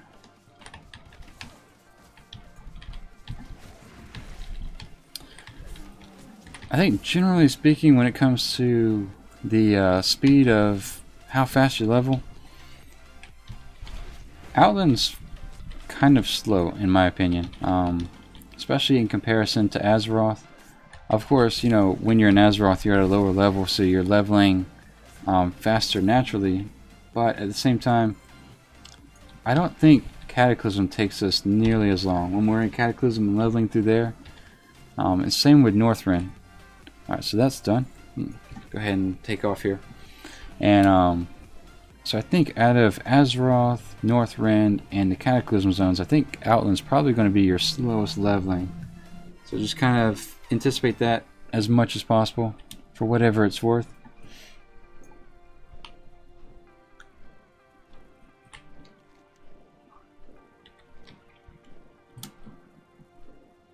And let's see, we'll go ahead and get this guy while he's out here on his own.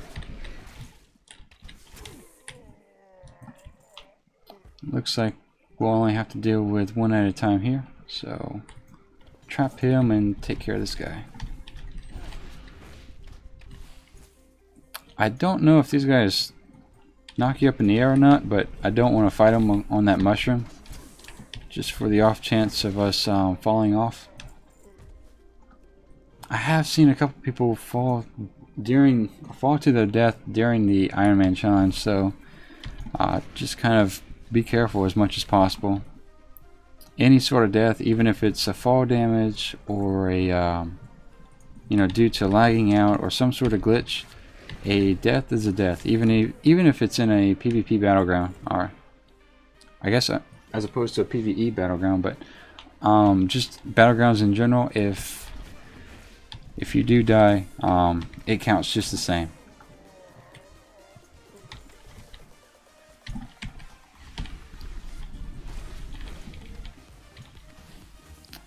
So killing these guys isn't benefiting us all too much, except that we won't have them sneaking up on us, so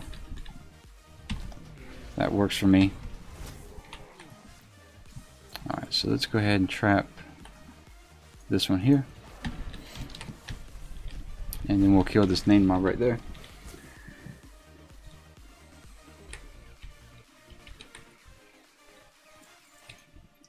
Eric says there's a short story called Unbroken that tells part.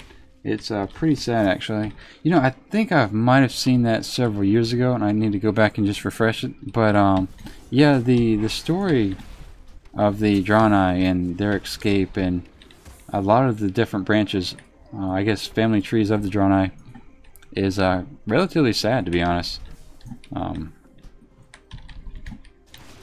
It's a good storyline. It's just very sad. Let's see, let's trap. Oops. Trap him real quick.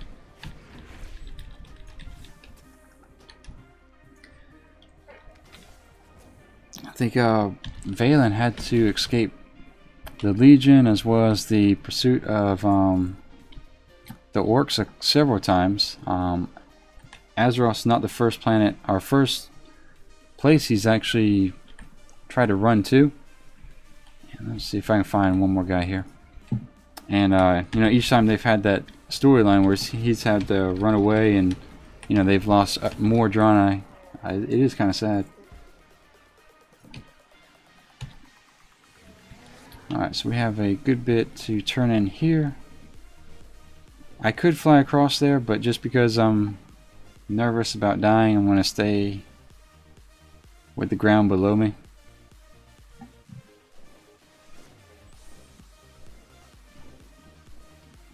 Skaloop says the Eredar. Yep, those you know, tying the Draenei all the way back to the Eredar and the division there is kind of sad.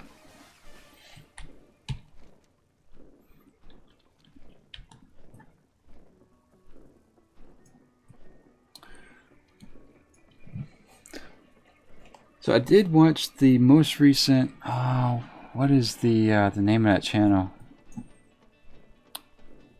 Something in Avatar. Taliesin and Avatar. And they were talking about how, what are we going to need to do as far as, you know, weapons for the coming expansion? Because from what they were saying, Warcraft has already announced, or Blizzard's already announced that we're not going to have our legendaries going into the new expansion whenever it comes out. So, you know, the question begs, is it going to be a situation where you're grabbing green items and replacing your legendary that you put so much work into, or, you know, what's kind of the storyline that's going into that? And a lot of the things that they were saying were made a lot of sense as far as what they expect to happen. So if you guys haven't seen that video, feel free to check that out. But one of the things that I've kind of agreed with them and thought about as well is, I think we're going to ultimately craft our own weapons. That's usually what all your great heroes have done in the past, and I think we've elevated to almost that title at this point in time with taking care of the Legion and everything like that. I do want to bind myself here, not buy anything. Alright, so we only have one glow cap so far, and I guess I'll sell everything.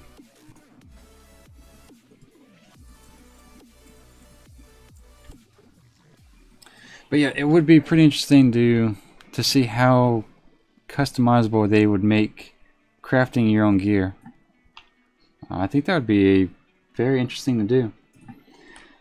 Skaloop says, well, I'm about to get off my last graveyard shift. Really enjoy the channel. Break a leg. Well, thank you, Skaloop. I appreciate you joining us here. You have a good rest of the afternoon. Well, graveyard shift. I guess you have a good rest of the morning as well then. Get plenty of rest, that's for sure. Graveyard shifts are pretty rough. So we have a whole plethora of new quests here, so go ahead and grab those. And grab this one as well. A lot of these quests are taking us to other zones, whether it be Terokkar Forest, Blade's Edge, or Nagrand. Generally speaking, we're going to stay away from Nagrand, but we'll knock out Terokkar Forest before we... Sorry, not Nagrand, Blade's Edge. We'll knock out Terokkar Forest and then probably head to Nagrand. And I think we need to kill 8 of these guys. So let's go ahead and knock that out. And just kind of make another sweeping motion here all the way around.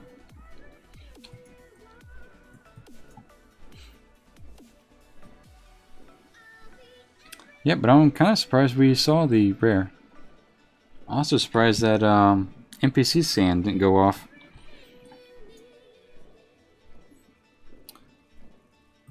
So we do have some potions or elixirs we could use. We're definitely not going to use them. Let's see if we can kill all 8 of these guys in one breath.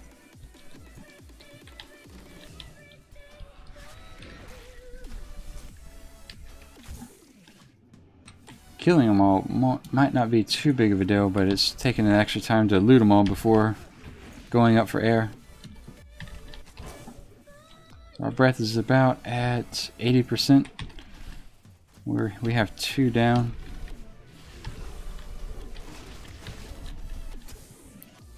We'll just keep going in this general direction, I suppose. Breath is about 70%. And give Sam a heal. We might be able to do this in one breath. Maybe. Alright, breath is still... I guess that would be closer to 60%. Heal Sam up, see if we can get this guy way over here. Jen says hi. What's going on, Jen? Good morning. How are you doing? Welcome back.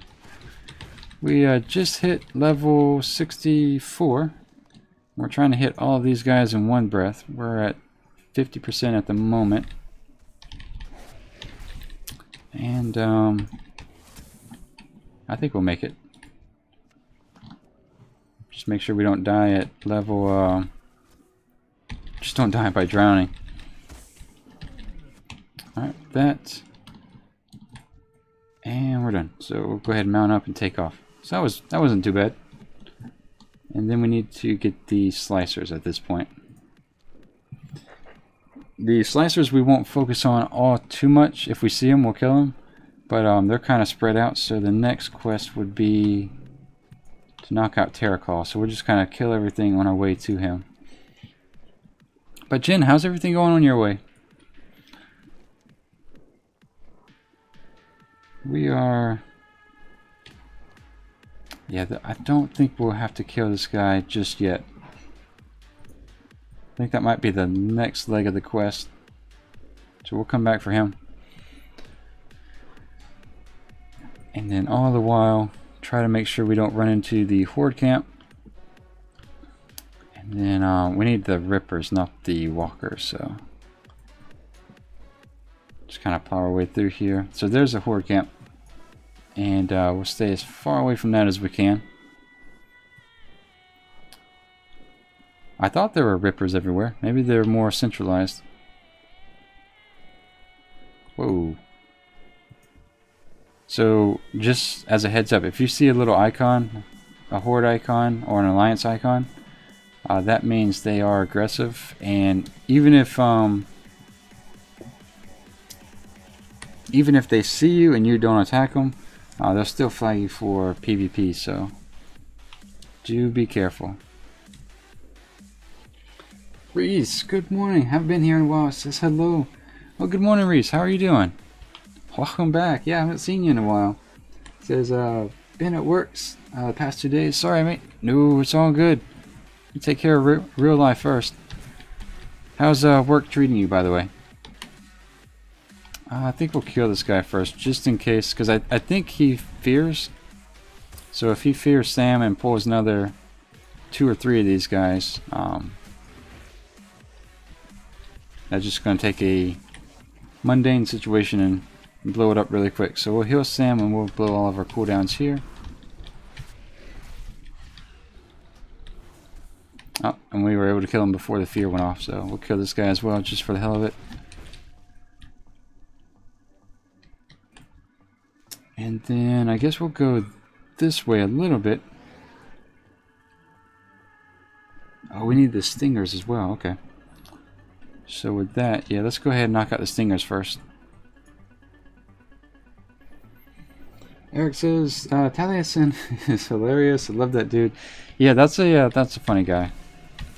I like when he goes in and spill about how well the forums were taking the new updates or the information. And then just has a total 180 and says, no, that was a shit show.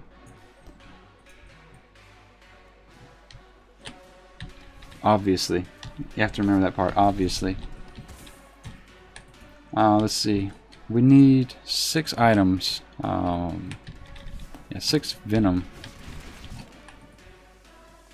Man. Not having good luck with these guys. But Reese says, it's alright, pays for a WoW sub, so... no, not complaining. I hear you. You know, work is the, Huh. This thing dropped it. I wonder if it doesn't matter which thing you kill. That's interesting. Because it dropped off that thing. Alright, that's fine. we'll make it work. But yeah, they had a Eric, they did have an interesting episode on the artifact weapons and how they're going to progress into the next expansion. So that was, someone was asking me about it the other day, and I think what I was saying was kind of lining up with what they were saying. To be honest, I'm kind of surprised that they're not following us into the next expansion. So I think they're going to have something equal in the sense of you know, some sort of mechanism that allows you to,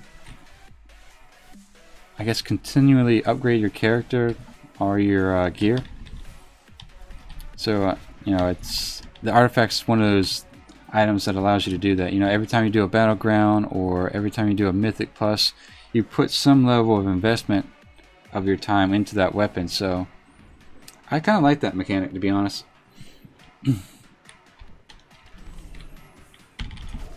Recess. Oh no, we did talk about that. Eric says, I was actually talking about supposed ending data mine for 7.3 with a guilty a bit earlier, and came to a theory about what could happen with artifact weapons.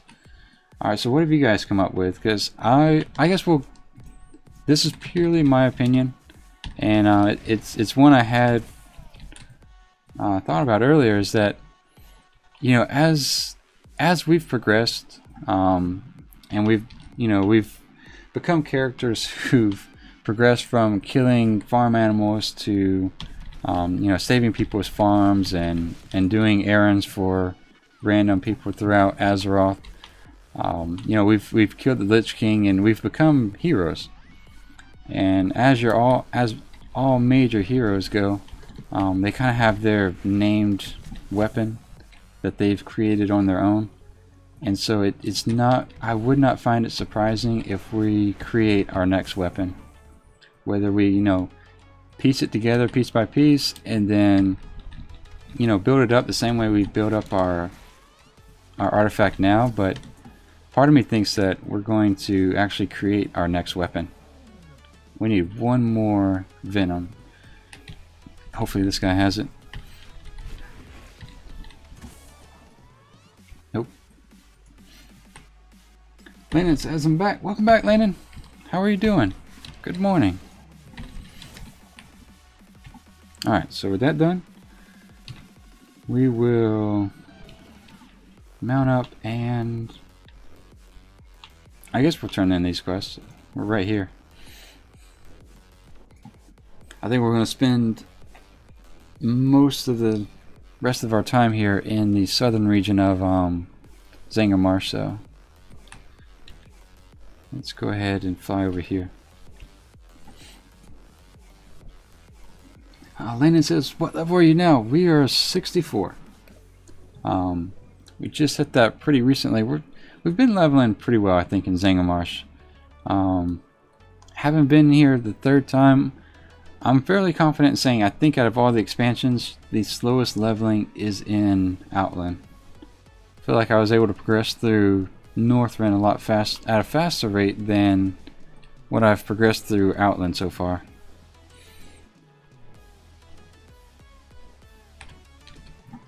Alright, so that's that. Turn in these. And I don't think, since we still have quests to do out there in the open, I don't know how much of a follow-up we'll get. Locate and kill Margaret and return. Okay. And that guy is right here, so I guess we'll knock that out. It says, wow. Yeah, no, I'm doing fairly well. Keithy was able to get up to 68 yesterday, so we're still within 4 levels. So maybe by the end of today's stream we can get within 3 levels of him. But he's about to hit Northrend either today or tomorrow.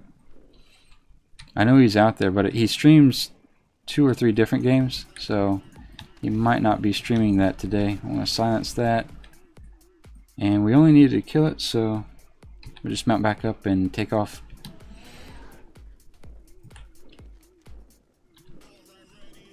But yeah, the goal for today is to hit 65, so let's see, we still have at least an hour, and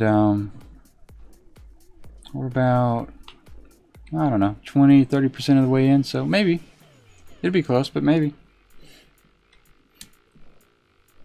Landon says, I really like your channel, dude. Well, thank you, Landon. I appreciate that. It's more thanks to you guys than me, to be honest. Like I said, like I've stated before, I don't know if I would have given up, but it would have been a lot less enjoyable to not have chat here and to talk with you guys about everything Warcraft and just kind of have an easygoing channel. So no, I appreciate you guys and each one of you individually, especially those who come in and chime in chat, just so we could talk about Warcraft, come up with theories and ideas, and maybe level and survive the Iron Man process. Now, I think before we kill the Rippers, I'm going to turn in this quest down here, because he's going to give us a few quests that kind of overlap the areas where the Rippers are spawned are at. So just try to make this as efficient as possible, if that makes any sense.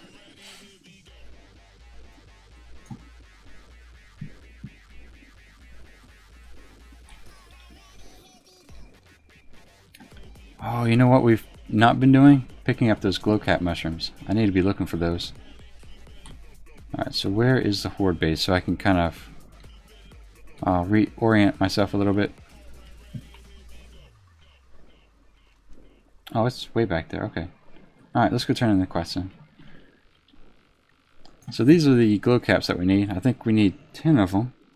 And I actually completely forgot about them. I'm going to try to pick them up as I see them now, because if we don't get them at some point, we're going to have to actually sit down and hunt them all out, and that's kind of more time consuming than anything else, so it's much more beneficial just to kind of pick them up along the way. And it says your profile pic is really cute. I appreciate that. Yeah, I made it back when I was in college, because at the time I was planning on starting up some sort of a channel, and it just never actually happened, and making the little icon was about as far as I got. Alright, so, but I appreciate that, thank you. I did make that myself. Let's see, we need to investigate the spawning glens, so we'll make our way over there. And I think there's a couple Rippers that spawn along the way, so. The last 2 times, yep, there's been one stuck in the mushroom there, so we'll leave him alone.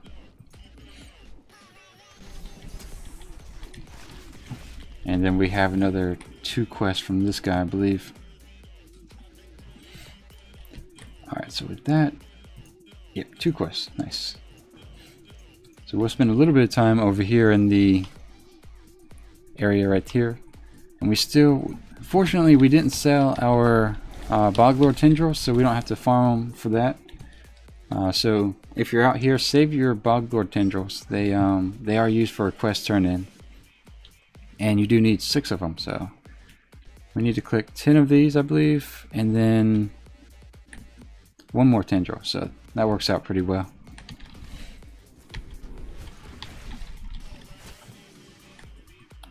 There we go.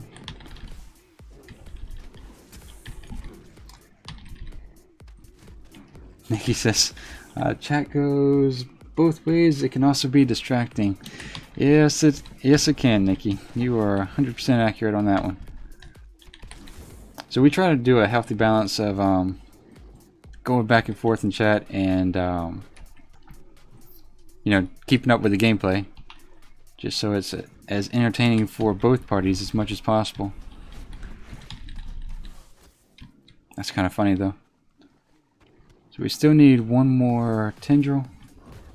Nope, not from him.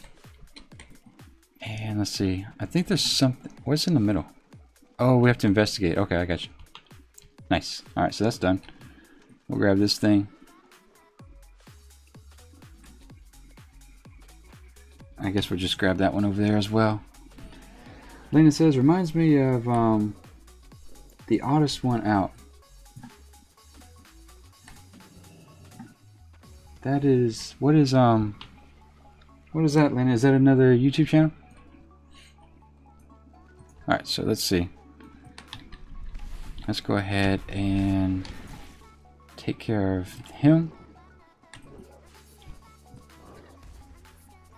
And, wow. Yeah, it's really a good thing to save your Boglord tendrils because they have a super low drop rate out here for some reason. Like, we've been... he evaded most of my cooldowns. Alright, so he hit us with a pretty heavy poison. We'll sit down and eat real quick. But, yeah, I think we've probably killed 5 or 6 of these guys and they haven't dropped a tendril, so it is worth your while. What I'm really finding interesting is that there's a little bit of a grindy quest over there in this area, and what I'm wondering is if we didn't pick up the item we needed. So before we leave, I might go over there and kill some things just to see if we get that just to get that item. But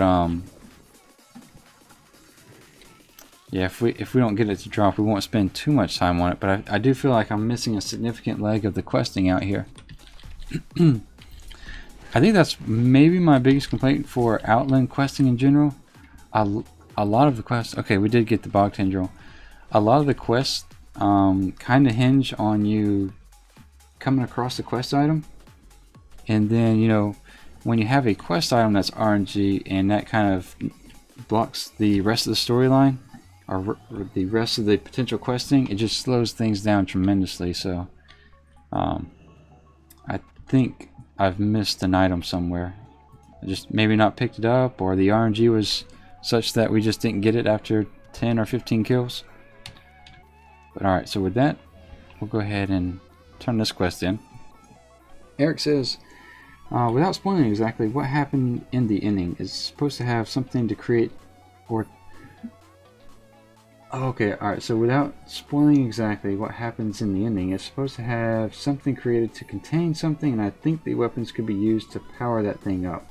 And by the way, that vid from Palace and Navatel about the weapons are in the related vids here. Really? Nice.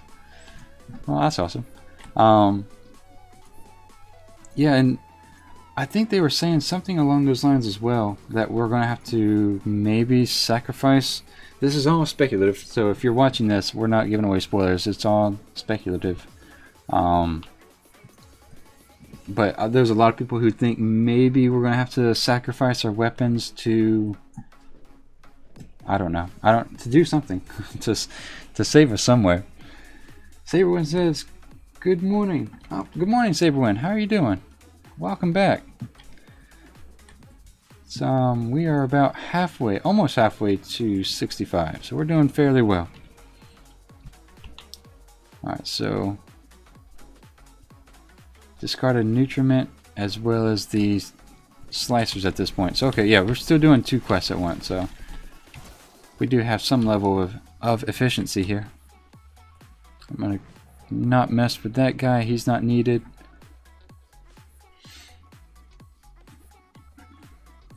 And there's the first piece of nutriment.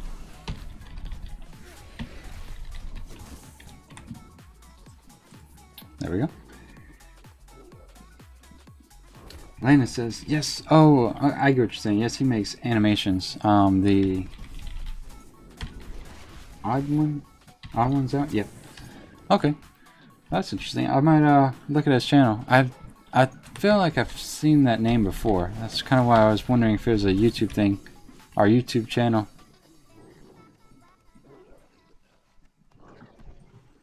Alright, so with that, there's another glow cap mushroom, so we'll pick that up real quick.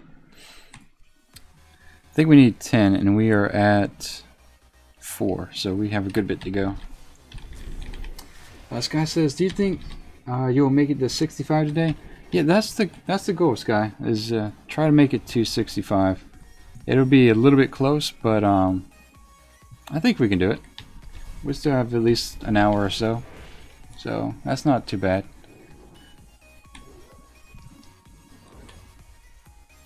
Generally speaking, I think I would say from Outland until maybe Cataclysm, give or take, and Outland being the slowest of them all.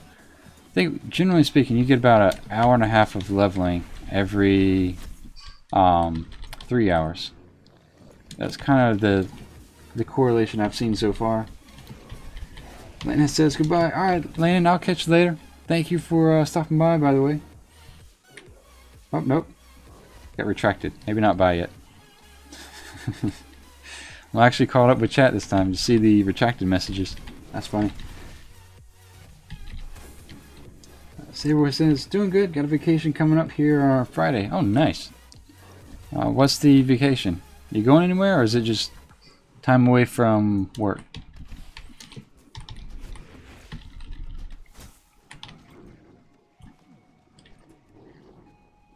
Oh, nice. We have our 5th glow cap, so that'll be nice.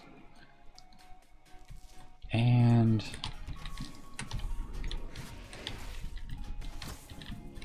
with these slicers that we're gonna have to kill, there's a named slicer out there that sometimes people don't kill it because they think that there's gonna be a follow-up quest to kill the named mob, but for this particular series you do want to kill it because it actually drops the quest you need. So just one of those things you happen to learn with experience. So let's see, that's going to be 10, and we'll go over here and kill this guy real quick.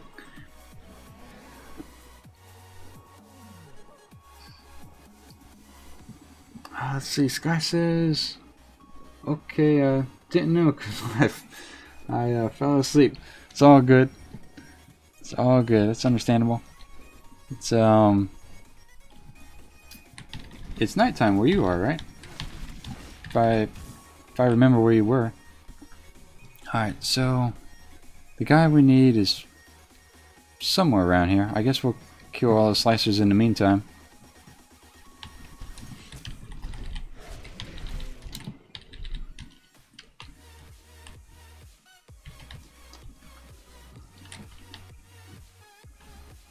Saberwind says Cedar Point.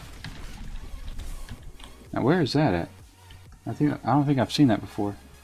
Lena says, do you have a Discord? And by yeah, well no, I don't have my own Discord. I haven't set that up yet. That might come in the near future. We might try a couple new things going into September, but right now it's just there's our quest item. It's just a steady growth period. When I look at a lot of other channels, they have just everything set up, and then they don't really have the gameplay or the content really at a consistent level or rate. So I'm trying to do things in the opposite fashion. I want to make sure we have good content available, good things going on, stuff that's entertaining and interactive, and then I'll start taking care of the things such as maybe the currency acquisition in chat, where Missile Dean Online has missiles. I think Queen Veru has pearls. So maybe we'll set something up like that in chat. Then of course maybe Discord, and we'll get there. It's just going to be, one step at a time, but we'll get there. Let's see. Alright, so everything's done here. We'll go turn it all in over here. Matthias. Welcome to the channel, Matthias. I think that's the first time I've seen your name. It says, I love watching you do these Ironmans. Just watching someone generally enjoy the game so much, even though you've been playing since vanilla, is awesome. Well, I appreciate that. I don't know, I feel like a minority sometimes because I've always considered Warcraft a good game. Of course it did dip down a little bit in Warlords of Draenor, but there's still so much to do, and why it's been good for me has just changed. So it's not like it's gone from good to bad or bad to good. I've always enjoyed it, and I'll probably be one of those people who are playing on the last server as they phase out Warcraft one day. Hopefully not. Hopefully that doesn't come about, but all things do come to an end, unfortunately. Let's see, we need the mushroom samples, so we have to kill the ogres again, and that'll give us a chance to kind of, yeah, pick up these mushrooms one more time. But yeah, someone's asked me before if I get tired of doing the Iron Man challenge, and I can honestly say no. Obviously it's a little bit of a bummer when we do die, but we did say we're going to level a Night Elf Hunter first, and we might alter that a little bit because we have the Iron Man race next month. But no, I've actually enjoyed leveling the Hunter every single time, especially as chat has become more and more active throughout the adventure, so I do appreciate that. Let's see. Yeah, we'll just keep going this way and we'll pick up the mushrooms on the way. But yeah, Matthias, thank you very much for that. I appreciate that. Saberwind says Cedar Point is in Ohio. Oh, okay. I've actually been to Ohio once. There's a significant portion of the manufacturing industry that's up there. It was a lot more open than I thought it was. I come from the south, so I just had this notion in my mind that I was going to come up there and there was going to be a town every 5 minutes, but it was a lot more open. Ohio in general was a lot more open than I thought it would be. It was nice. I enjoyed it. It was cold as hell too. Jesus Christ. Alright, so we need to... I think the normal ogres are what's going to give us... Nope, I'm wrong. The shaman also drop it. Okay. So I think any ogre has a chance of dropping it, maybe. Maybe. Wrong again. Maybe it's just the shaman. Brandon. Brandon says, hey Kuhn, I just saw you over at Mom's stream. What's going on, Brandon? Yeah, I try to stop by her channel. For those who are not familiar with somebody's mother, a very nice lady runs somebody's mother. That's the name of the channel. And she does a lot of various Warcraft content, whether it's Mythic Plus dungeon running, raiding, transmog runs, gold farming. She just has a very wide range of content on her channel. So if you enjoy mine, I do believe you would highly enjoy hers as well.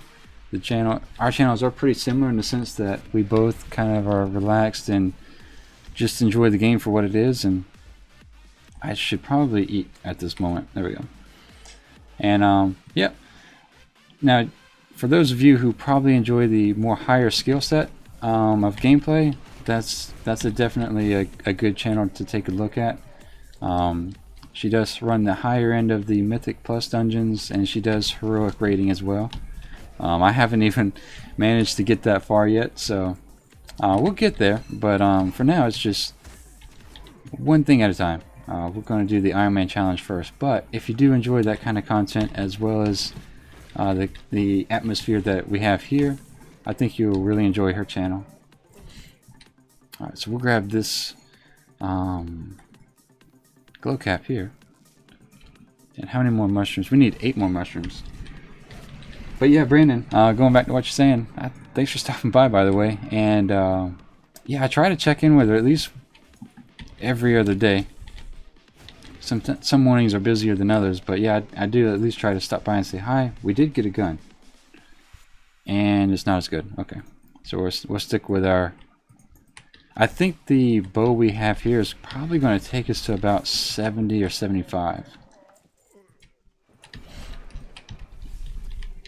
Silence that. Brandon says she keeps calling you a girl. Does she really?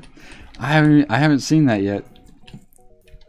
I need to. I'm gonna check out her video from today because evidently something happened in stream where I had her thrown her off for a normal pace. So I'll have to stop by and take a look at the video and see what happened. But she did hit 1,337. You know, that elite number. Subscribers today. So very major congrats to her for that.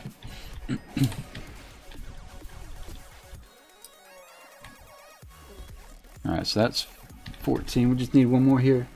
Saberwind says, I think they'll never stop making X packs to this game unless they were to make Warcraft 2. I don't know. I think Saberwind, that's probably exactly right.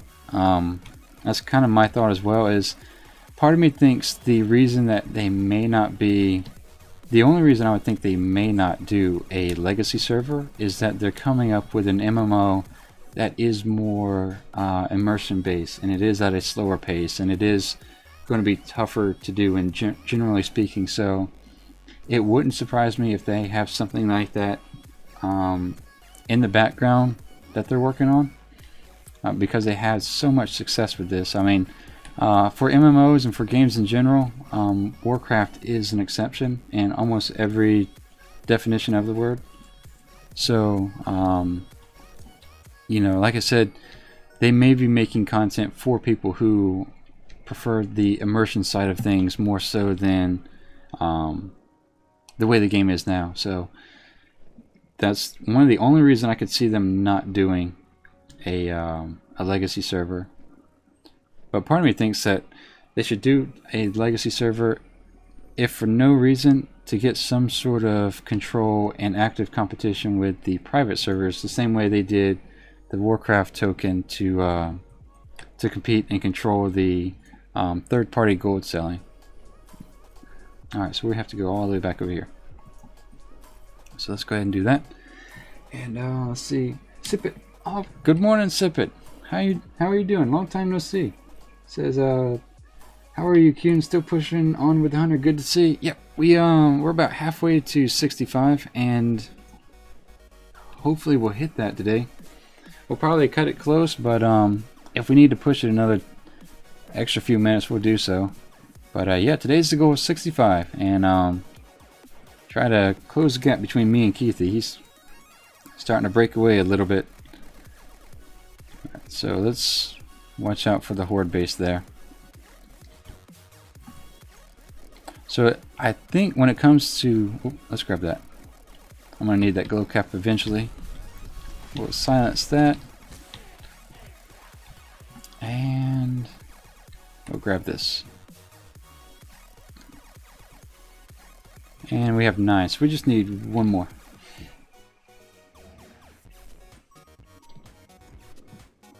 How's school going for you?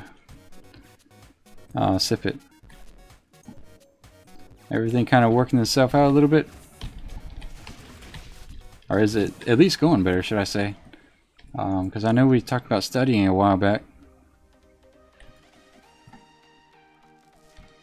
Alright, so with that we have our mushrooms, so if we happen to come across the quest, we can just turn it in immediately. I'm grabbing this one just on the off chance that we need 15 mushrooms instead of 10.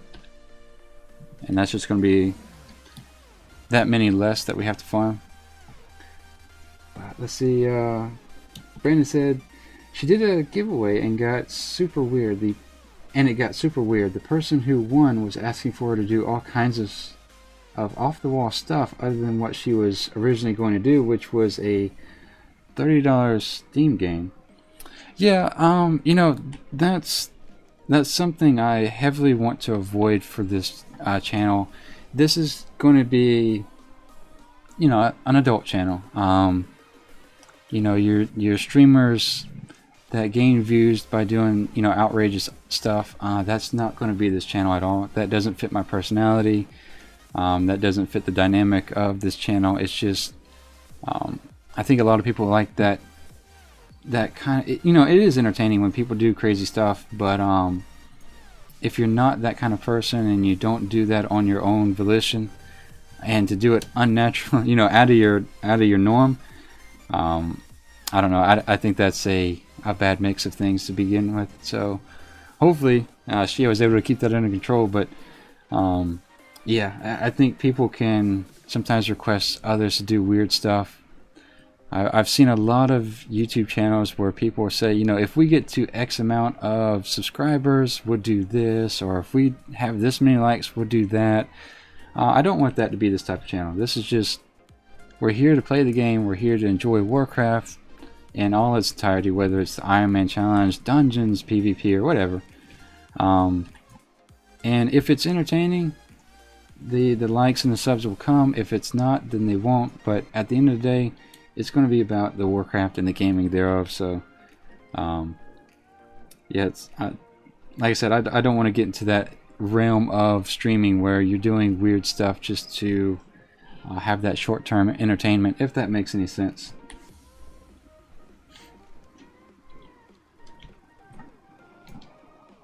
Let's see. I think we've already killed the rare that's going to patrol through here. I know there's a Marsh Walker looking rare that, you know, is out here somewhere. I've seen it once in the Burning Crusade and I've never seen it since, so I have no idea if it's even in game still. Excuse me.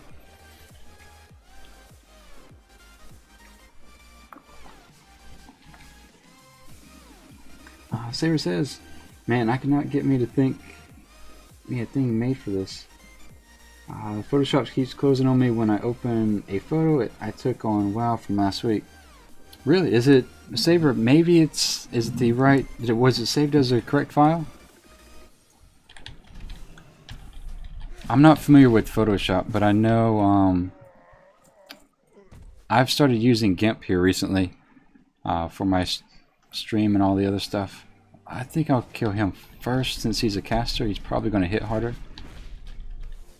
And I'm surprised it took Sam that long to pull that guy. Nice. Let's go ahead and slow him down. Alright. And Sip says, yep, going better, just chilling for the night. Nice. That's something equally important, Sipit, that I don't think we talked about too much, is that you know, we talked about, you know, what do you want to say? You know, if you're one of those people who can't allocate, say, 2 or 3 hours for studying, and you just kind of have to trick your body and your mind into studying, what I was telling Sipit earlier is the greatest success I found was to just make myself sit down for 5 to 10 minutes. If I can't focus after that, I'll get up and I'll do something else. But just simply making myself focus 100%, and you know, you really mean that in the entirety of its word, 100% on focusing and studying. Usually the rest of the time, you know, whether it's an hour or 2 hours or whatever, comes a lot more naturally. But equally important is to give yourself that allocated time for breaks. Obviously you want to balance it. You don't want to have more breaks than you do study time, but we're at 82%. But they are equally important because you can mentally fatigue out, you can burn out, and you just kind of want to keep an eye out for that. We're at 15. No, we're at close to 90%. We'll be all right. Let's silence the Shadow Bolt. But yeah, I had to use several different tactics to make myself study through college. So yeah, if you need help with that, or if you're running into a wall, don't hesitate to ask. I've done my fair share of studying. Alright, so we'll grab this and kill this guy as well. As everyone says, oh yeah, Photoshop keeps closing. Brandon says she was really bothered by it, but she did a good job at keeping it cool. I know she did better than I would have. Oh, poor thing. Hopefully, I want to look at her channel and see what was going on there. That's really weird.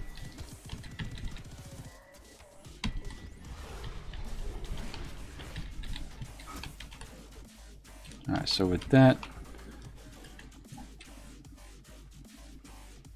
that is going to be 8, so we need 2 more. That's 9.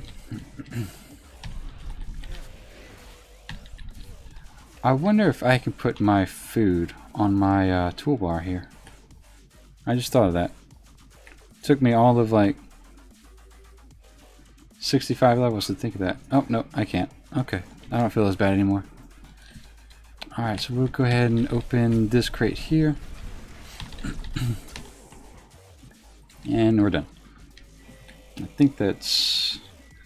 Yeah, the last leg of Zangarmarsh leveling is a lot of back and forth for one quest at a time, but overall, I kind of like Zangarmarsh. It's a pretty good zone. I think where we've run into issues is I didn't loot that quest item I may have needed in the area right here, the Deadmire. So yeah, I'm gonna go over there real quick once we've turned this quest in. Probably just Hearth over there and turn it in, kill some stuff in the Deadmire, see if we've missed that leg of the quest, and if nothing pops up, it's no big deal. We'll move on to Terokkar Forest. But as it stands right now, I'm about 6 quests away from completing the Zangarmarsh achievement, so we're definitely missing some leg of the progress here.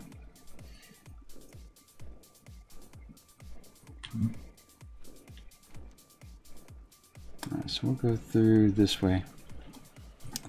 What I'll probably try to do here is just see if this rare has popped up. Like I said, there's one that looks like a Marshwalker, except it's a little bit bigger and the color is different, so maybe we'll come across it. But the last time I saw it, like I said, was in Burning Crusade, I believe.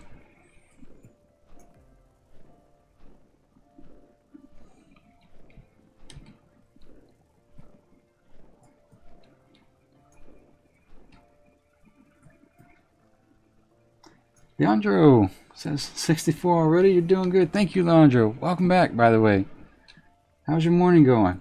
We we hit 64 earlier, and I'm gonna try to get to 65 before we call it a day. And I knew he was around. There he is. Nice. So they've actually changed this guy. He used to have 20k plus health. I'm gonna slow him down. Oh, I forgot about that electric thing. Holy shit. Nice. So, man, it's been, what is that, 8 years since I've seen that guy? That's kind of cool. Sam still has the little current on him, so. Alright, so we'll go turn this in and do some stuff for the Sporgar, and then turn around and check out the Deadmire.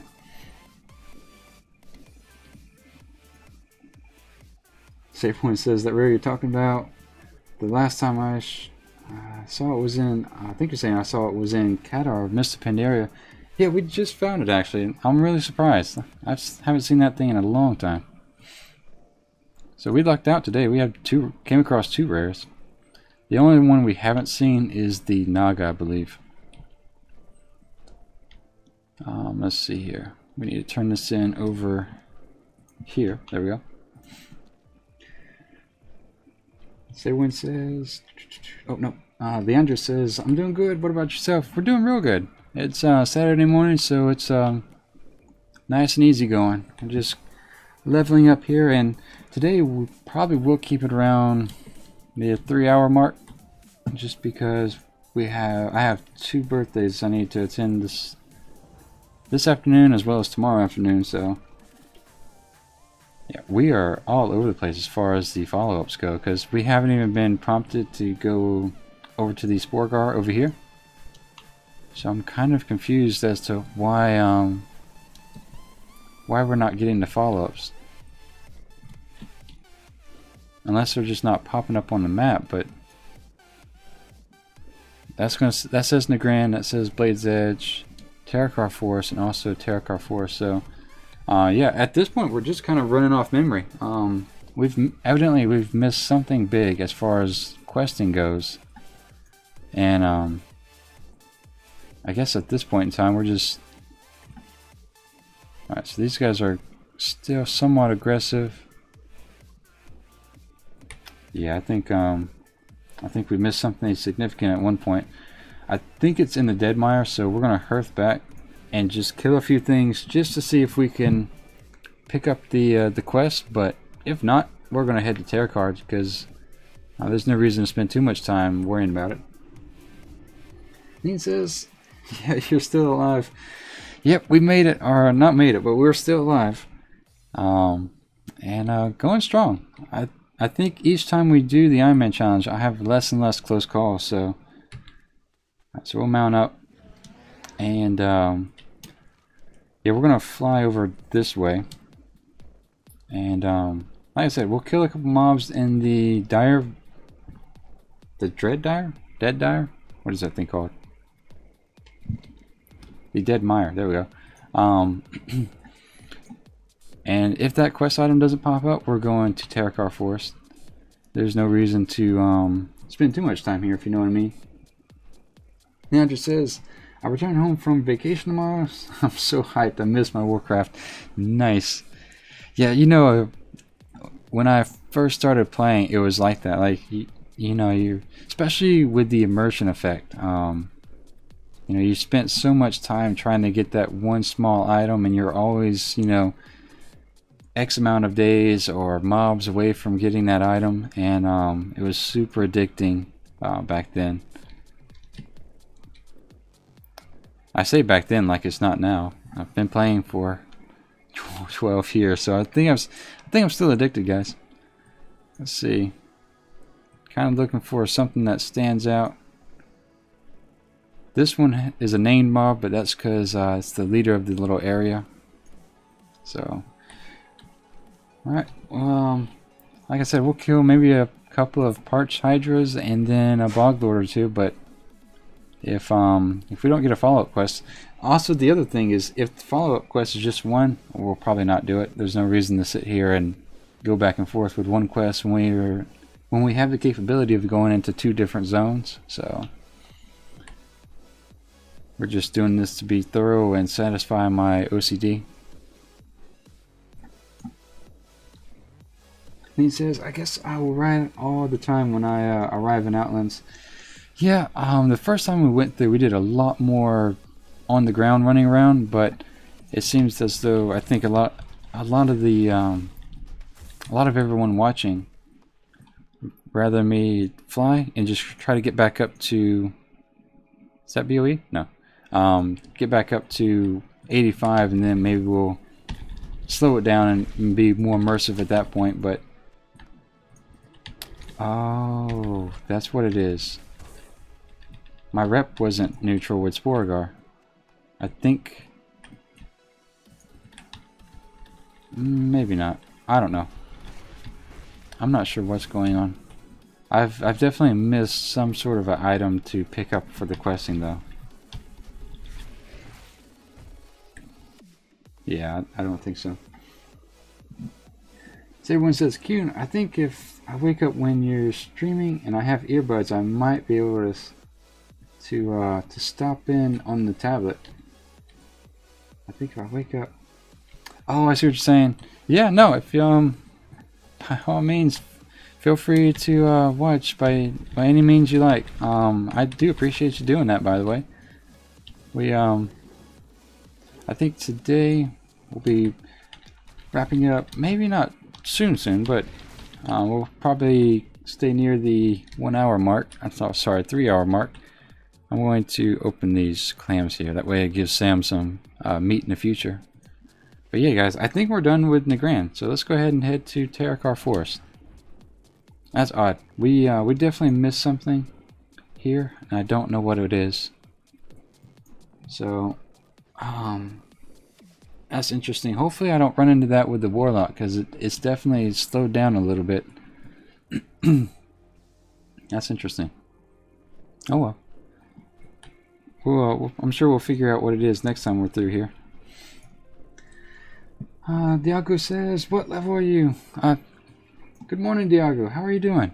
We are level 64.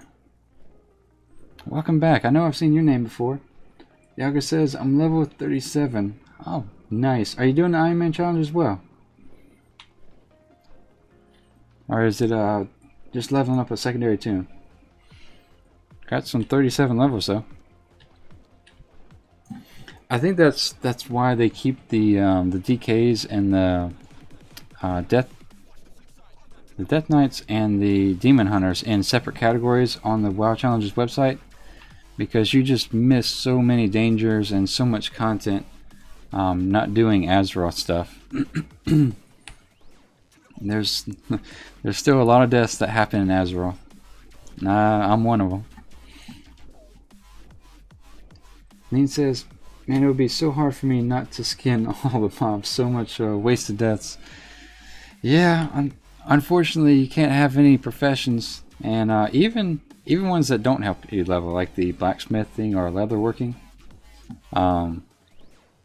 I think just because I don't think does leatherworking give you experience when you do it. I know mining and herbalism does, but I think they just want to have no professions. Excuse me. On your character's armory altogether. It just makes it easier to track. But oh, Nina, I know you and your boyfriend, right, are doing the Iron Man challenge. How far did you guys get? Did you do any last night?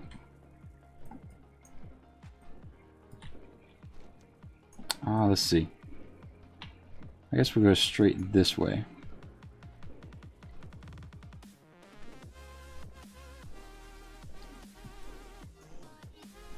Trying to debate, do I need to run in? No, I don't need to. I'll wait till we get a quest to go into Shathrath. Trying to make this as efficient as possible, but I think once we're done with this small little quest series over here, we then get a quest to go into Shathrath, and that's when we pick up all the items we need. So let's see. And these guys hit like trucks, and we're gonna have to talk to them here pretty soon, so I'm glad I saw them. Alright, so with that, go ahead and land here, turn this in, and we are now officially in Terakar Forest. So with that, I'm going to change my achievement that I'm tracking. Do that, and we'll turn that one off. And there we go, we are 1 of 63. So here we go. We need 4 vicious moth samples, and then we'll kill this guy over here. Or pick up this quest item over here.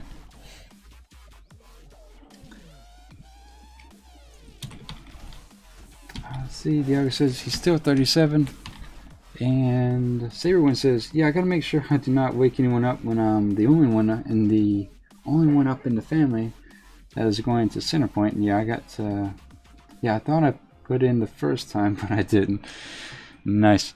Yeah, hopefully I kind of know what you're talking about, because when I do stream sometimes the girlfriend sleeps, so I do have to kind of tone it down as much as possible. But that kind of works in my favor, given as soft-spoken as I am.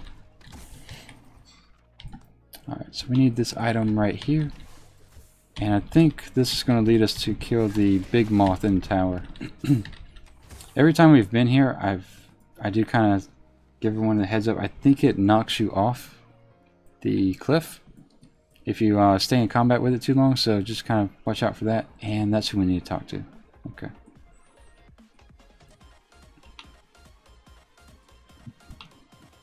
Kill, yeah, there he is. Alright, so with that, we'll run up there and take care of him and keep on going.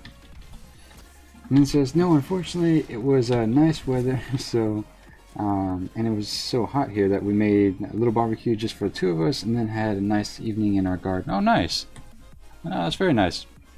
We've, in an effort to save money and, you know, just try to be a little bit more, I don't know if you'd consider it green, but just a little bit more well-rounded. We've kind of started a small garden of our own where we are growing green onions.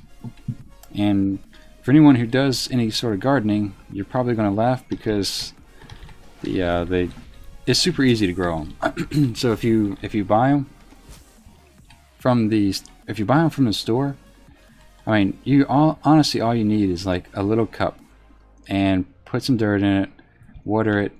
Make sure it has a little hole at the bottom so the water can filter its way out. But those things grow super easy and super fast, and I don't think we've needed to buy green onions for 6 months, and that's simply from, I want to say, about 20 little green onion stalks. So yeah, working our way on a garden as well.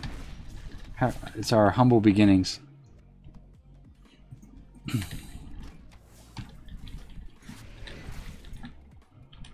Alright, so I think... Alright, good. That's the last meat I need. I will turn in the quest to him. And then I'm going to kill these other moths. Because I think we need 4 pieces of meat from them as well. Yeah, we do.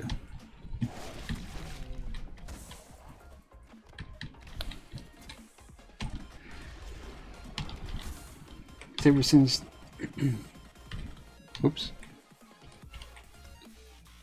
Let's see. Saberwind says, I'm on the Iron Man Challenge website. I see no one doing Demon Hunters for this. Really? Well, are you looking at the main list? Because there's a... Supposedly there's a separate page for Demon Hunters as well as Death Knights. But I've never looked at those pages, so you might be right where it's not many people are attempting it.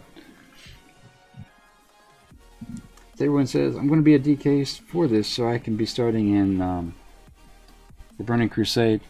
So you might know this since you're going to be doing a DK. Do you have to, I guess, delete or sell your greens, or are the greens the only thing you're allowed to use? How do they do that for DKs?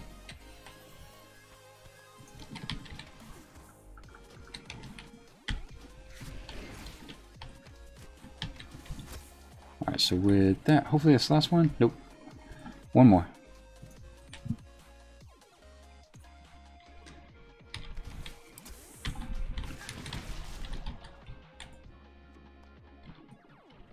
Alright, maybe one more, even still.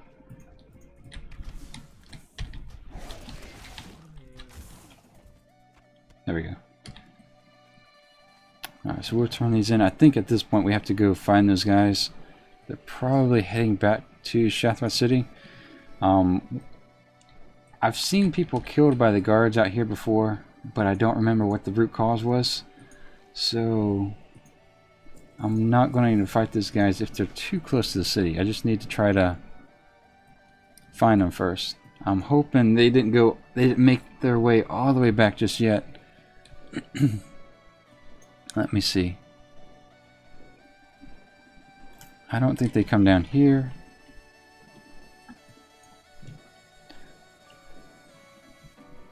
But I know I think they take a right. I think. So we're looking for the 2 guys that were patrolling along the path. And I'd be surprised if they made it this far while we were questing. I mean, I guess it's possible that they could. Seems like that'd be really far, actually. Alright, so maybe they were the other direction. Maybe we invested too much in this direction.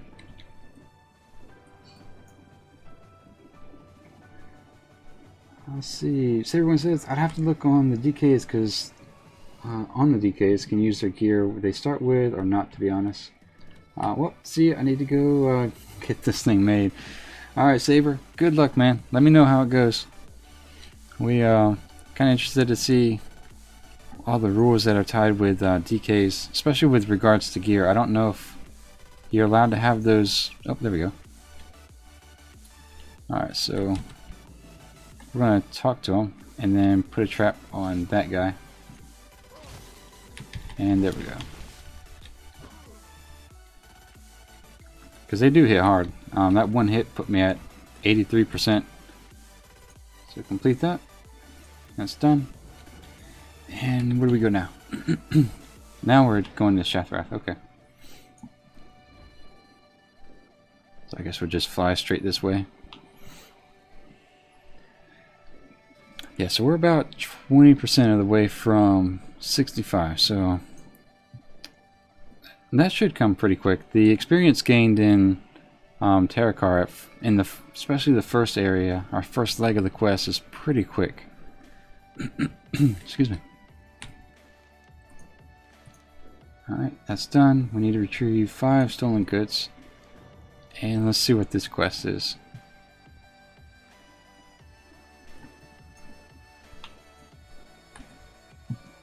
Speak to Adele.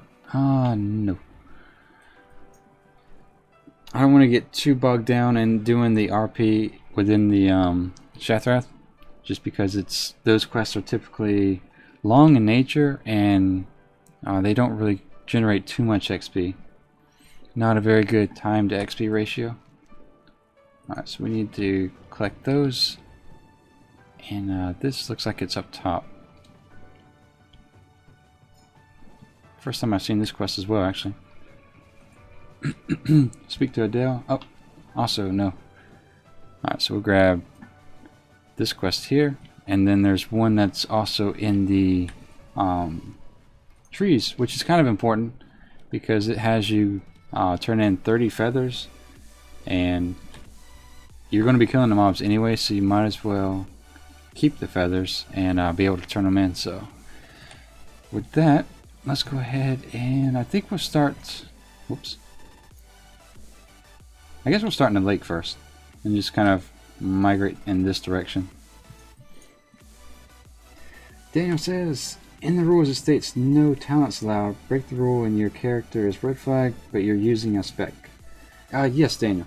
So you can use a spec now, but I'll go ahead and open it up. Whoa. Just so we can clarify that a little bit.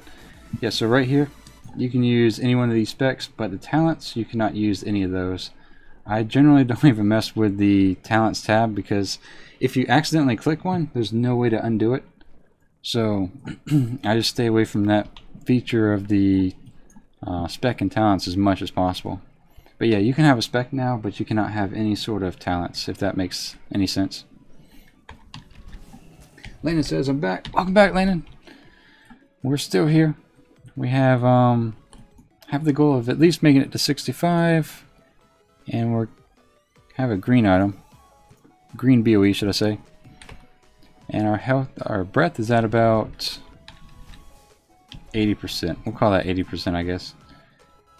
So the reason I kind of say that out loud is just so I don't lose track of it, because drowning is not the way you want to die on the Iron Man challenge.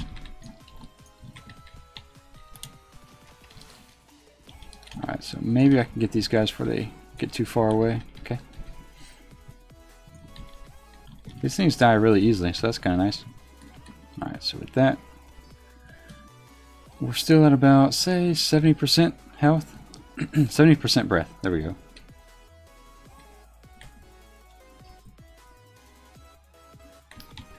And then we'll kill this guy as well. Probably going the wrong direction because I need to loot those guys over there. Trying to stay below the water so the camera doesn't crash as much. Breath is about 50%.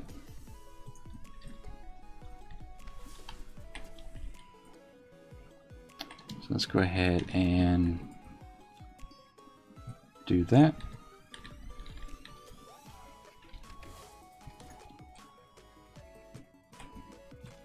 Breath is still close to 50%.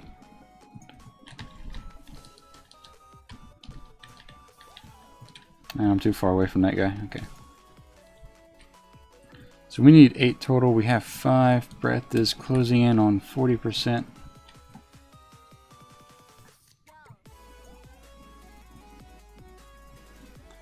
I don't let it get to this side of the bar very often, but I'm just trying to make this as efficient as possible. Breath is closing in on 30%.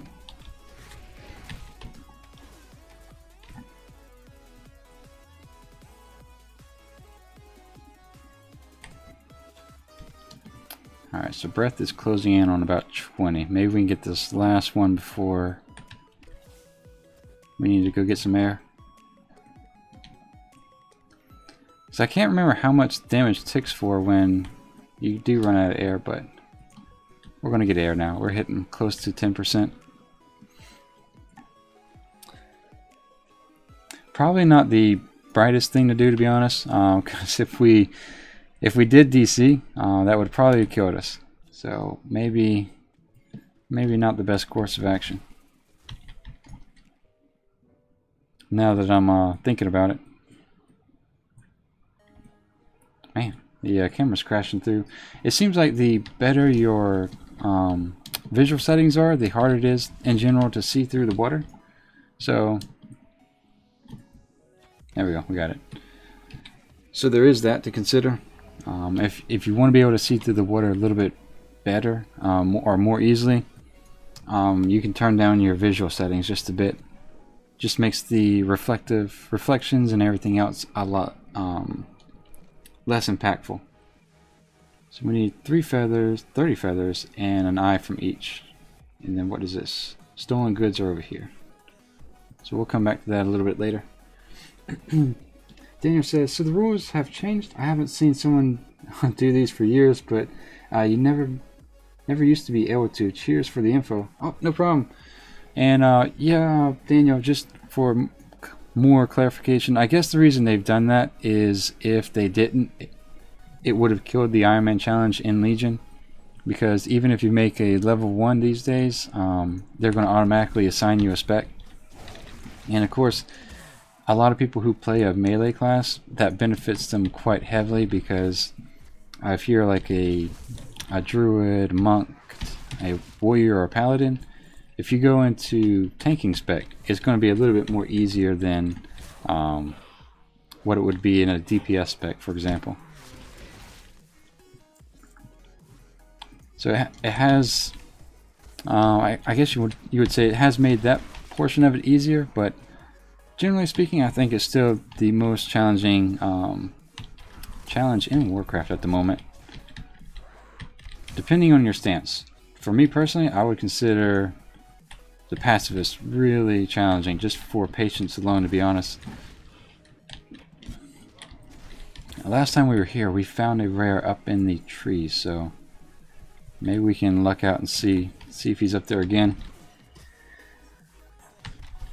Latone says, hi my dudes. What's going on, Latone? Welcome back. How are you? Good morning. We are all of about almost 15% from 65, so we're doing pretty good today, I think. Yesterday when we ended, Keithy was about 4 levels ahead of us, and I imagine when we end today he'll be only 3, so making some level of progress, I suppose.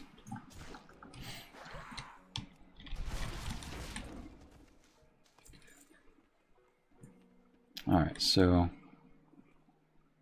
Wingard. That's a lot of mobs. Okay. Let's see if we can control that guy. Nice. So I'm going to try to line of sight this one. That way he just comes and runs up to the stairs. There we go. We'll silence that. And then we can blow up this guy.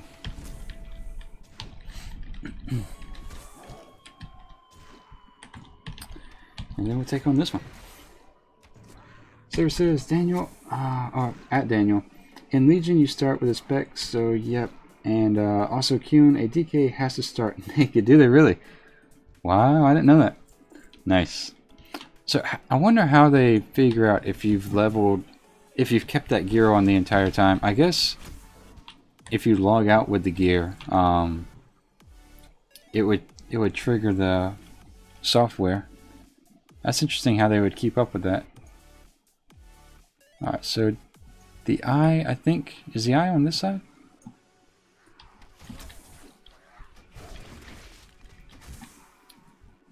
Huh. I've kind of forgotten where the... Oh, there it is. That's what we need. Alright, so I'll go into the spiel about the questing a little bit.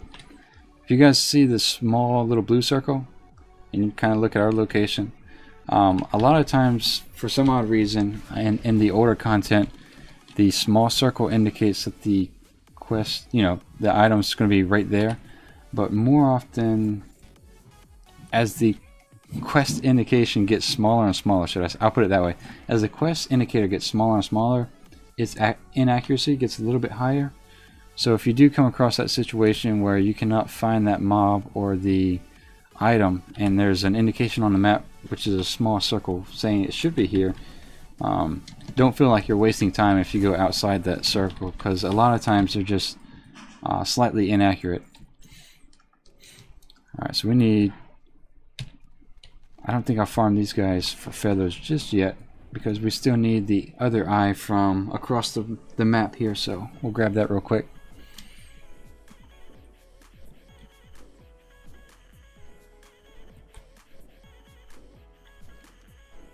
So the other thing is, Earlier in the streams, especially at the lower levels, farming rares is a very good tactic for getting up to 20. Not only does it give you a massive amount of XP, it also provides you with BOE items that you can sell.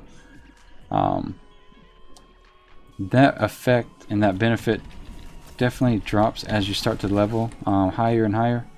So if you know how we see these rares right here, it's just at this point in time it's no longer really beneficial for us to go out of our way to see if we can find them. If it just so happens that there's a rare that should be in a location where we're going to go through anyway, we'll stop by and kill it and see if it's there. Actually, we'll see if it's there first and then we'll kill it. But otherwise, to go outside of what we would normally do and try to spend even really 5 minutes looking for them, it's not worth it at this point in time. Alright, we need to go up the tree.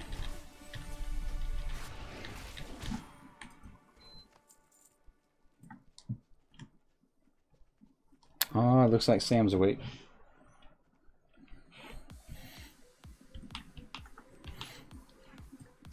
So everyone says, before I go make a picture Kuhn, I decided to be a female night elf, Death Knight, because my icon for YouTube.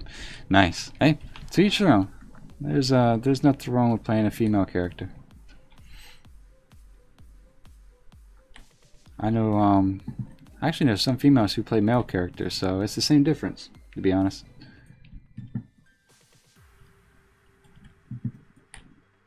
Alright, so the eye, I don't think it's on this tree. I think it's on the next one over. But, we'll go ahead and kill this guy before the other one makes its way around.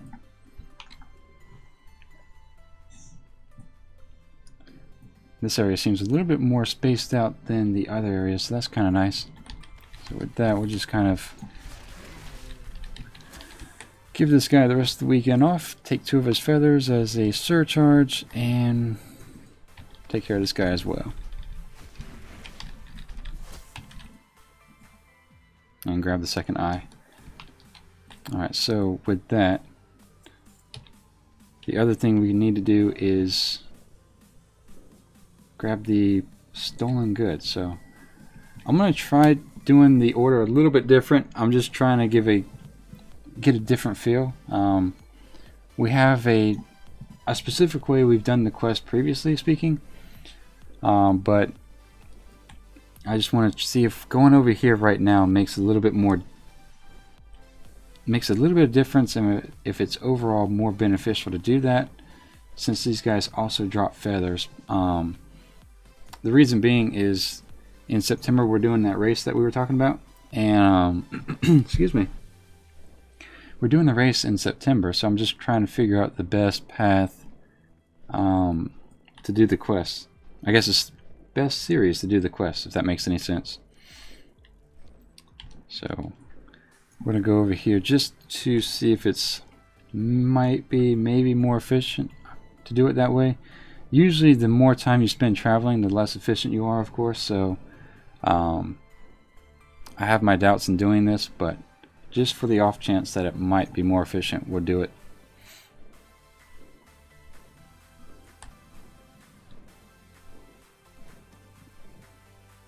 Alright, so it looks like, I think this is where we have to rescue 5 kids? No, we have to steal 5 items. I'm going to try not to land on top of the warp stalkers. I just land on top of this guy. Alright, so the goods, what do those even look like? I should know, considering how often I've been out here, but I do not actually. These guys might just drop them. Did they drop them? They hit harder though. Oh, they do just drop them. Okay. Alright, well, we're going to eat then, since we're at 70% health. As everyone says, yep, nothing wrong. Yeah, like I said, it's whether you're playing a night elf, dwarf, female, male, it doesn't matter. Whatever you enjoy. I think I have one female character. No, I have two. I have a night elf and a gnome. Just because the male gnomes look so bad.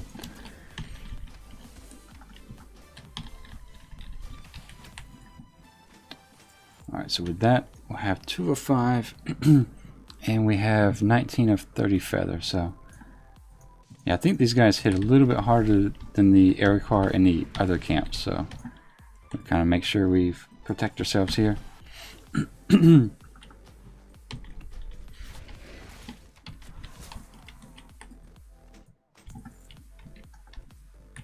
Yeah, for some odd reason, even when Sam has aggro, I think they're throwing spears at me because I keep seeing my health drop quite a bit.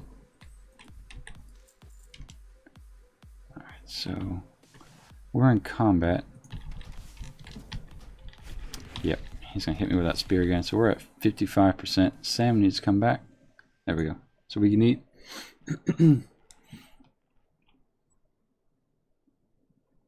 Let that guy pass by. I'm going to drop a trap right there.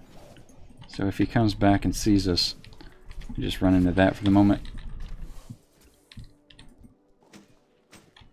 Alright, so we need 6 more feathers and 1 more stolen goods. Oh, we did get some gloves though. Nice.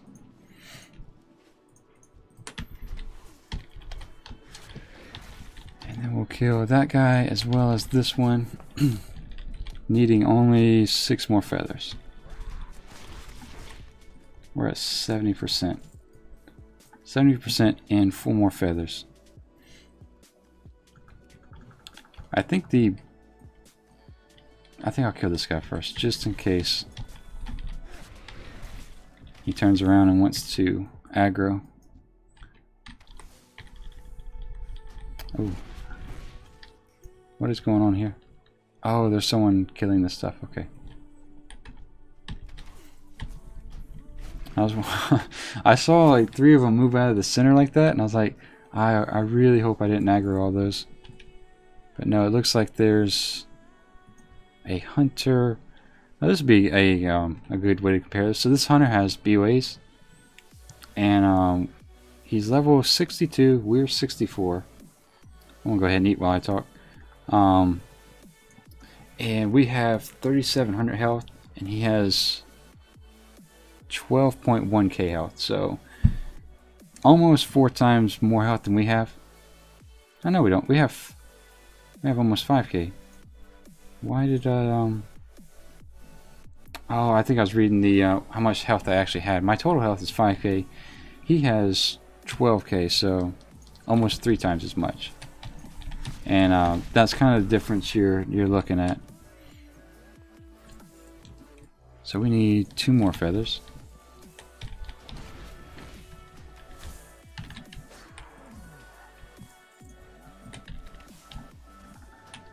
I think I'm going to blow my cooldowns here because I just want to kill these guys as quickly as possible.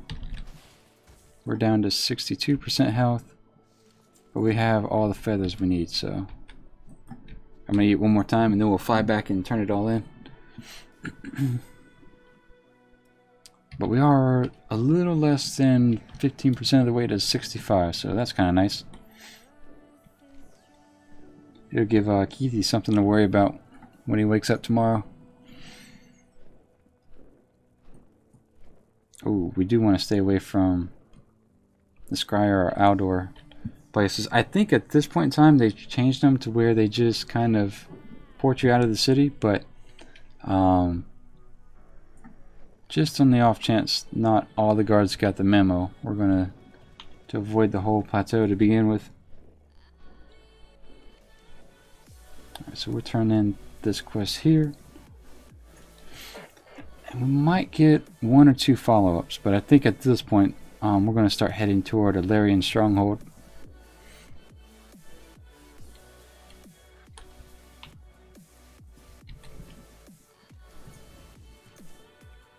And we'll take the more expensive of the items.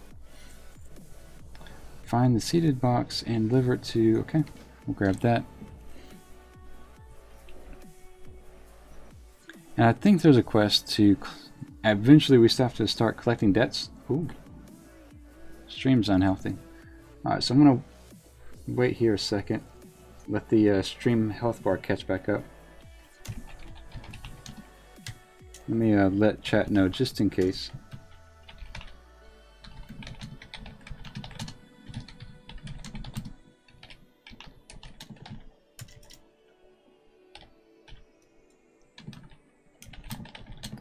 So yeah, if the when on my end, if the stream health starts to go down, I'll try to give you guys a heads up. If you feel like there's lag, let me type that out. If you feel you are lagging in chat video, I'll refresh the screen. Now that'll help do that.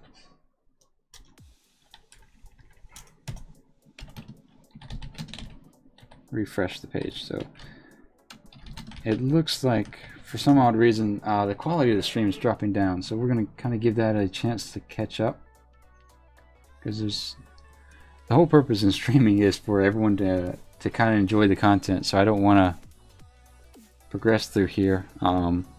It looks like it's just on YouTube side. My latency is pretty decent. Tarian says everything's fine for me. Oh, is it? Okay. Alright, so yeah, I just got a green health bar now, so okay. Yeah, there's no point in me doing this if you guys aren't getting higher quality streams, so thank you for that. Sky says my brain's lagging, that's all. It's all good, Sky. It's I think it's night where you are, right? Yeah, gotta go to bed, man. Danger fan, so do you have to register a character somewhere before you start? Danger, you don't have to, but it's more fun to do it, to be honest, just to kind of see your character progress up the ladder chain of people who've previously died. That being said, WoW challenges, I have that link in the description, so if you want to go to that page, it's really easy to do. You just log in your character, open up all these features here. I'll show you real quick. I think it's the interface, and if you go to social and just pretty much make sure this is checked, and you have to be level 10. So once you're level 10, check this feature and register your character and you're good to go. And it takes honestly maybe 30 seconds. So but do you have to? Absolutely not. It's just more fun to do it, to kind of compare yourself against others. Alright, so we'll grab that one, take the missive to him and the bone waste, so we'll do that, and then we will turn in this quest as well.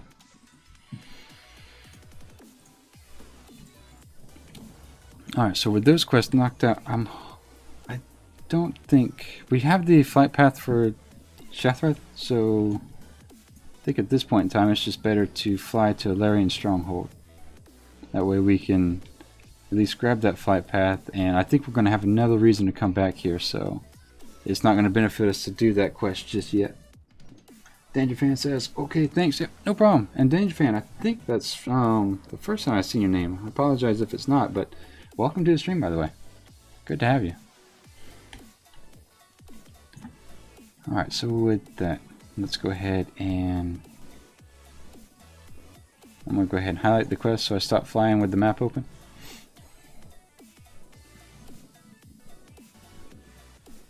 So, more than likely, we'll see. More than likely, though, I think we're only going to be able to level once next stream, because usually at this point in time we get a level and a half for every 3 hours. Okay, let's focus on what we're doing first. I think as we were just flying now, we were going to fly directly over the Horde camp, so we do not want to mess with the Horde at all. That's a good way to end the Iron Man challenge. Really, just factions in general, should I say. Factions in general, if you're a Horde and you're flying over an Alliance stronghold or vice versa, that's a very good way to end the Iron Man challenge. You never know if there's a level 110 NPC in one of these camps, so that's probably the #1 concern I have in doing the Iron Man challenge, is just make sure you don't come across something that not only flags you for PvP or, you know, just one-shots you. Danger Fan says, yeah, started watching yesterday, now I want to do this. Oh, nice. Danger, are you considering doing it on your own or something you're going to upload to YouTube?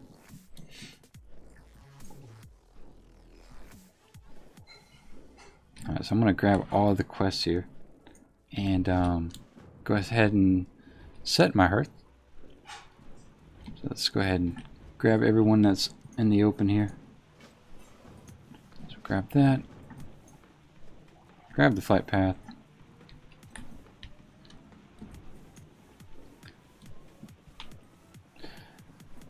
And you know, initially when I first came out here, I was not going to do Terokkar Forest, but having been out here the third time now, I've kind of grown to like it as one of my favorite zones, just because the questing is so densely packed and efficient. I think the quest is on the other side of this wall, so we'll grab that. So, you know, we've landed in a Larian stronghold and we've picked up 8 quests so far, and I think there's one more. Nope, that's just a daily. Let me turn this quest in real quick. Will that make us... Oh, look at that. Alright, I'm going to do a quick quest here so we can hit 65. Alright, which one will be quickest? We'll knock out the peons.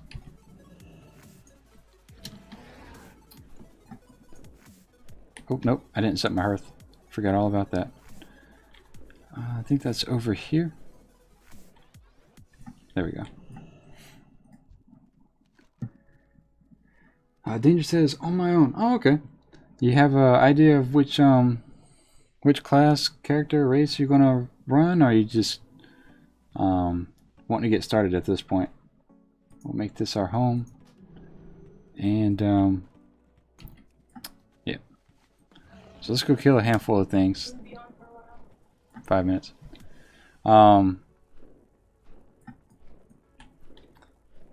We're gonna kill a handful of things right here and get to 65.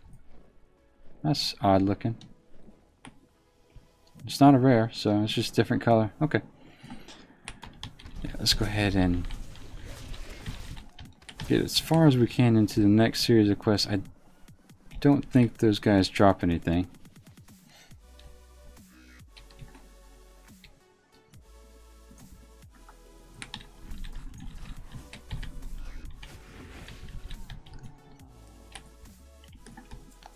And then we need the work test. So we have about 3 different quests we're kind of doing all at the same time over here.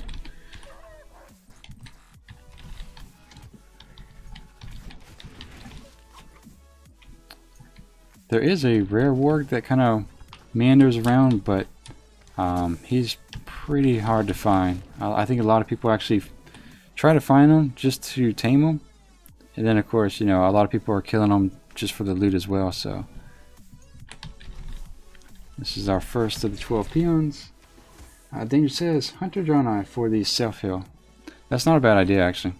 The self-heal is pretty powerful. I think it gives you 30% over 5 seconds, so that's fairly strong heal, to be honest. Plus, you're going to have exhilaration, so you know, you have pretty much 2 heals, so that's really nice, actually. Alright, let's see. So we do need to start picking up the Alimba seeds. Oh, nice. Alright, 65. And alright, so I think what we're going to do is, since we've hit 65, we'll kind of catch back up on this next time. And for those who are new to the stream, we do take Sundays off just to kind of give me a chance to catch up on time stamping all of the videos and highlighting the more interesting parts, as well as in the future upload more content, you know, as short videos rather than a stream. So for now, we take every Sundays off, every Sunday off, and every other Tuesday. So let's go ahead and set ourselves up for a good situation next time. and sell all this stuff. That's soulbound. All of these are soulbound as well, I believe. Yeah. Alright, so we'll empty out our bags. That way we don't start next time with a bag full of stuff. So let's go ahead and do that real quick.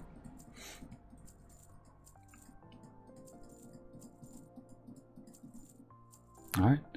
So with that, we'll put all this stuff over here. I think this was our quest reward, so we don't have to worry about that too much. But yeah, so let's go ahead and put this up and begin the logout process. I do log out outside of the end just so there we go. Outside of the end, just so that we kind of minimize the amount of XP we generate, just in the spirit of the Iron Man challenge. By no means is that any sort of requirement. It's just what I choose to do. But the rules are on your right. The other YouTube challengers are on your left. Saber says, "Kyun, I have a question for this when I start doing this." What's that, Saber? Well, what's your question? But yep, no, we did hit 65, so we leveled twice. I think we're doing pretty good with that. And let's see. I think Saber had a question, so we'll see what's going on with you, Saber. But yeah, no. Until Saber. Oh, here we go. Kyun, as long as I do not pet battle on the DK, I'm doing this. I'm doing this on Be Good because I have a full team on my DK, and I will be doing this on. As far as pet battles, now if you, I guess the rule is no pet battles allowed. Oh, on your account. Okay, so on your account, sure, you can do your pet battles as much as you want. But as long as it's not done on that DK that you're doing the Iron Man challenge on, you're fine. Because the whole point of not doing them is that when you win, you generate a lot of experience. So it's just an easy way to do the Iron Man challenge. So they've kind of negated that. So, but I mean, if you wanted to hop on another character and do pet battles, that's by fine. You know, that's 100% okay. The rule is just for that one particular character. So. If that answers your question, I hope. Excuse me. But yeah, no, going back to what we were talking about. As far as next time we stream, we have this Saturday off, and then we have this coming Tuesday off. So, Saber says, okay, I'm kind of new to this stuff, to be honest. Nope, no, it's no problem at all. I don't mind helping if anyone has any questions with the Iron Man challenge. It just kind of helps me make sure I know what I'm talking about as well. So if you have any questions, feel free to message me on YouTube or catch me during the stream, and I'll be more than happy to answer. But yeah, we will be off this Tuesday as well as tomorrow, so that means we'll be streaming Monday and then pick it back up Wednesday and go all the way till next Sunday. But no, I think that's about it for today, guys. We did go from 63 to 65. I think we started at 63, yeah, and that's been about it. So it's been a good run. Thank you guys very much for being a part of today's stream, and I will see you guys Monday morning. So you guys have a great day and a great rest of the weekend, and I will see you first thing Monday morning. Alright guys, take care.